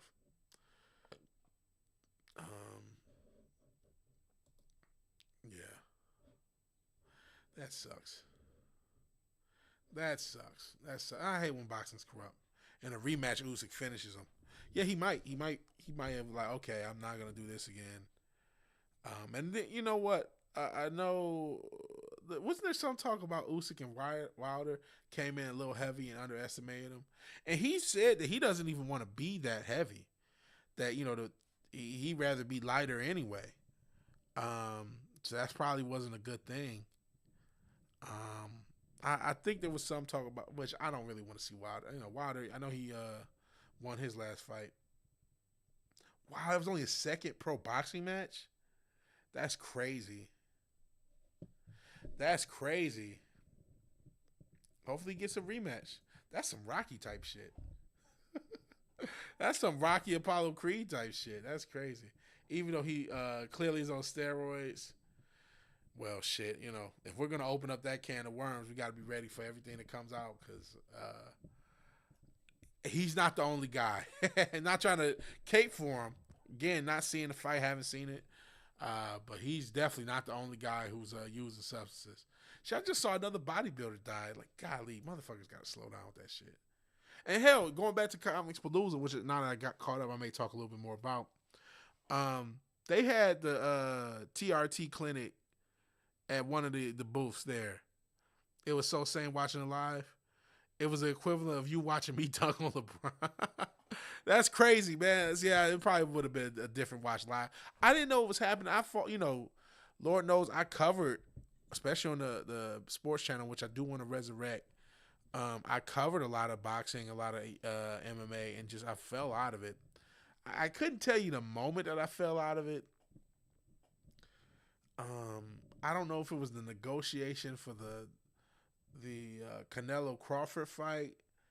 I don't know what it was. I don't know if it was something Dana said. I just got like, okay, I'm tired of following these sports. He said, if a UFO landed on my lawn, especially now after all this other shit that they talked about that, but it wouldn't be as insane as seeing Rico fuck up Usyk, and I love Usyk. Wow. Crazy work, man. It's how it goes, man. Sports are a young man's game, and even yes, you do get to a point where you have knowledge, you have skill, but your body will fail you. Your body does. Everyone. It happens to everyone. Some people are lucky, like a Rocky Marciano, to get out when the getting's good, and some people are not. And then you look at, Rocky Marciano, he really only had his end of his career at the top. Most of his career was on his way up. Granted, it was a different era, but still. So that's crazy. But I've been wondering, the past few years, I'm like, man, Usyk, he's my age. He's a few months out. Well, he was born in January of 87. We were both born the same year. I was born October 87, for those who care. In any event, so he's 39. It's not young. He's young in life, but not young to be getting hit in the head, especially when you spent 10, 15 years in the amateurs before you were a pro, and then, you know what I mean? Wade has released 30 videos. What am I doing? I'm streaming. I'm trying to stream. I need to hire a clipper to create clips so I can release more videos. And then, just put out an album. So I'm put out music. I'm trying. I'm not working. Shout out to Real Wade. Nation. Who I don't know if you're still here. If you are, I could watch the clips. But you know, I'm working as hard as I can. I'm employed, man. I'm employed. It's tough business. Tough business. Yeah, I gotta watch the Usyk fight. Sean Porter fought Usyk in the amateurs and beat him. That's the fact that he fought so long. He was in the amateurs so long that he fought Sean Porter is crazy. Because Sean Porter's been retired for what, like 5 years? 4 or 5 years? Maybe longer than that. And you fought him in the amateurs? It's like crazy. And then, yeah, but I mean, that's also crazy because of the weight difference. But you gotta remember, he was a cruiserweight. And even, wasn't he a light heavyweight or smaller in the amateurs? All right, Tommy, appreciate you being here. Thank you for being here. It's always cool when you show up. Talk to you later. Hopefully we'll stream again. Zeus. No, go. Get out. Get out, Zeus. Yes, you. Go. Go. Dog.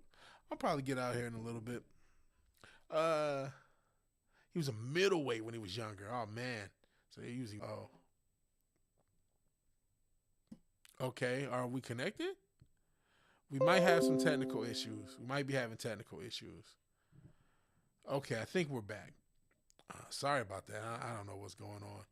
I was about to say, if Usyk had 5 years more of pro fights, his legacy would have been. He's probably still already an all-time great for what he did, uniting two divisions. That's still, especially in this era with all the politics. I'm talking about boxing politics.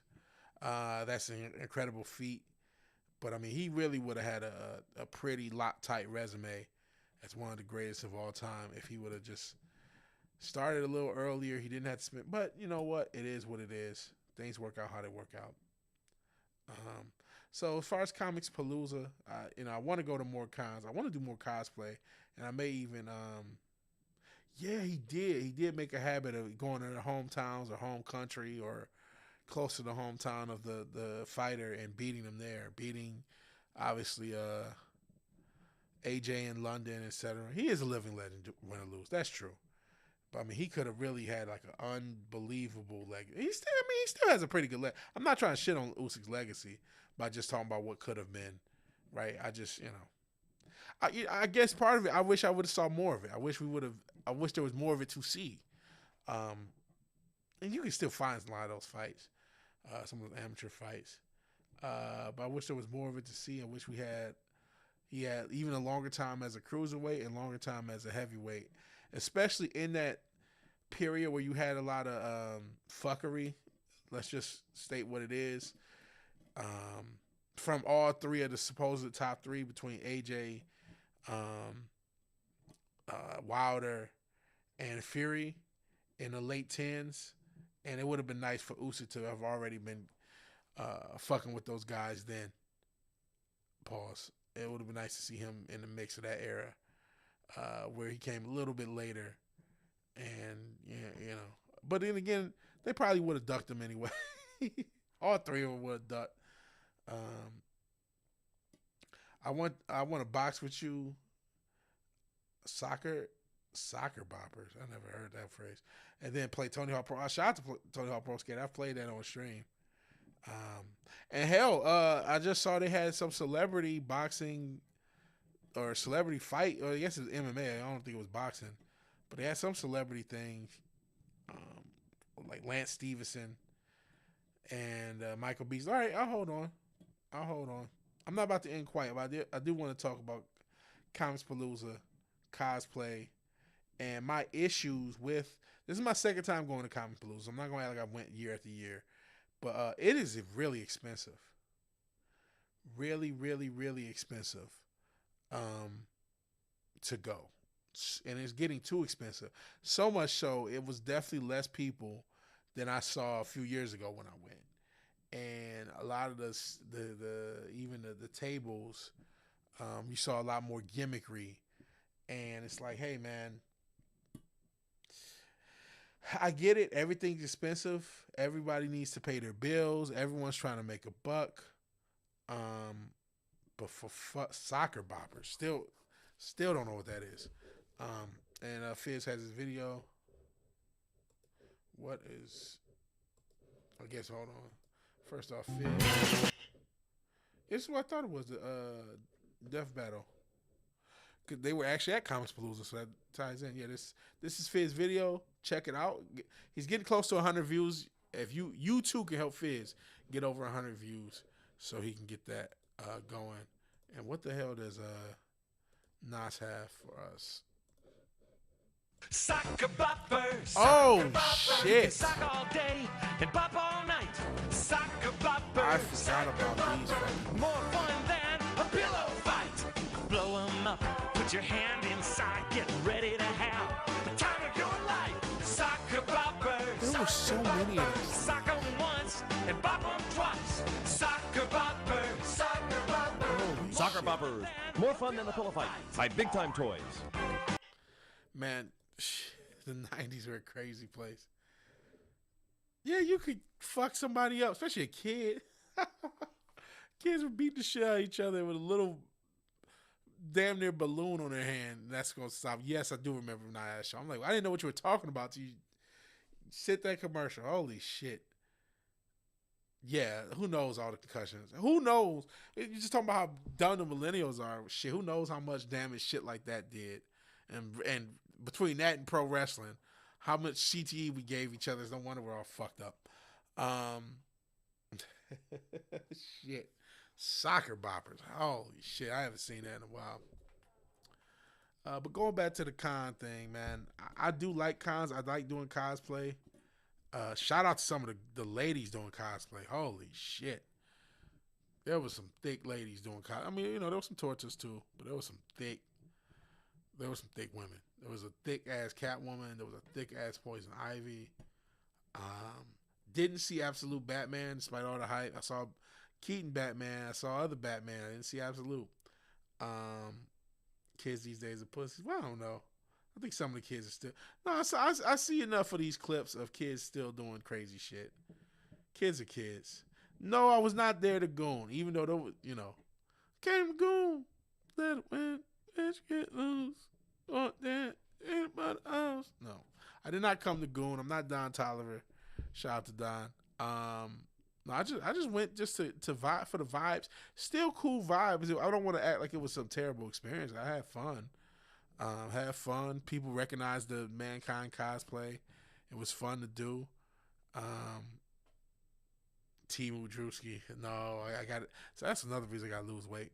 I can't be compared to other fat dudes. But it was fun. But they got to stop charging so much. It's going to lose its soul. There was less to do than the previous cons. And I guess I'm somewhat counting Anime Matsuri too, which I may go to. I want to go to. Hopefully I go to a couple other cons this year. And hopefully I can go to cons regularly, but man, I can't pay $90 to get in every fucking time. I did it now because it's like, and I did not have it. I'm so broke. I am in incredible amounts of debt. Oh my God, I don't even like to think about it. The only time I actually do think about it is when I'm on stream. And I'm like, oh my God, what am I doing in my life?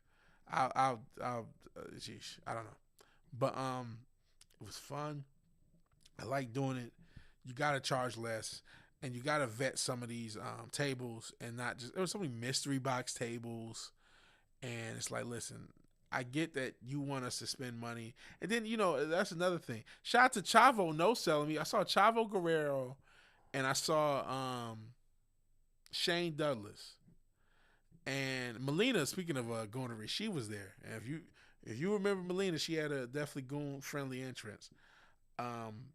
But I didn't go over to Melina. Well, Melina wasn't even there when I went close to her table, and then Ron Simmons, aka Farouk, was there. But because there were different tables, right? There was the table of like the guests of Comic Palooza, and there's people that had their own booths. Shane and Chavo kind of just had their own booths. They weren't where everyone else is. I don't know if Shane would have talked to me. I thought to say something to him because I'm in Met. For those who don't know ball, Mick Foley and Shane Douglas came up together, and they were trained in the same school at around the same time. So I was going to say, hey, is your own training partner Mick? Even though obviously I'm not. Because again, I'm in the Mankind cosplay. But he was talking to somebody. He was genuinely talking to somebody. But Chavo, I kind of said something to him. He didn't even look up. And I'm like, okay. So that made me think, I can't really talk to these motherfuckers unless I'm willing to pay them for an autograph or pay them for something. Which there were other people who were cool. There were a lot of cool creators. I thought of you, Richard, because we came across this independent creator who had his own comic book series, and that was pretty cool. There was a few people with their own comic book series, and that was very cool to come and talk to them and talk about how they come across and do it. So that was cool, and there's still something cool about going to these conventions, and there's still tons of fans. There were still thousands of people there, but there have been more people in previous years, and you can't charge everything for everybody. You know what I mean? I get it. You want to make money. I get it. You have to make money. I'm sure the George R. Brown Center is not cheap to rent out, and they always got another person in there. And I get it's a big city, and prices go up, inflation. I understand all these things. But you can't price out the damn fans. There are fans. I didn't spend that much on my cosplay. I ain't gonna lie.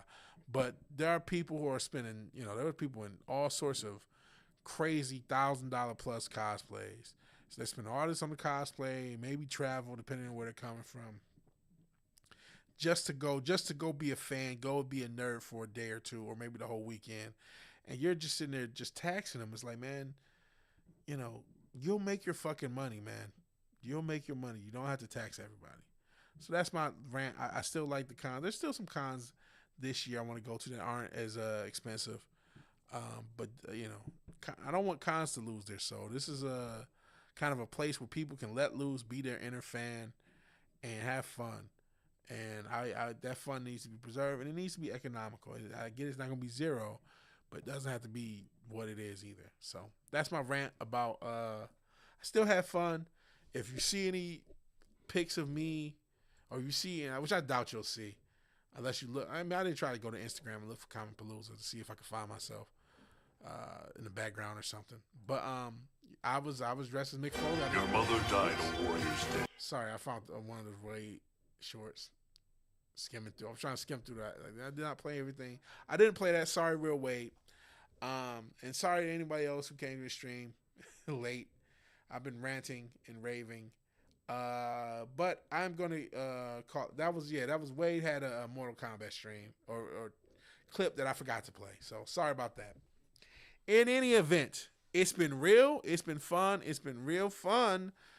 But we're gonna have to get out of here. So if you like the video, please like the video. If you're so obliged to share and subscribe, please do that. And even if you do none of these things, thank you for watching. Thank you for your time. Help Fizz get to 100. He has his link in the chat. He is at 82 right now, maybe more. I mean, if I refresh, I don't know if any of you watched it or have it set to watch. Please give Fizz, let him get to 100 views. It's so tough as a creator to get any views. At 82 views, if you can help him get to 100 views, check out his video on Team Fortress 2.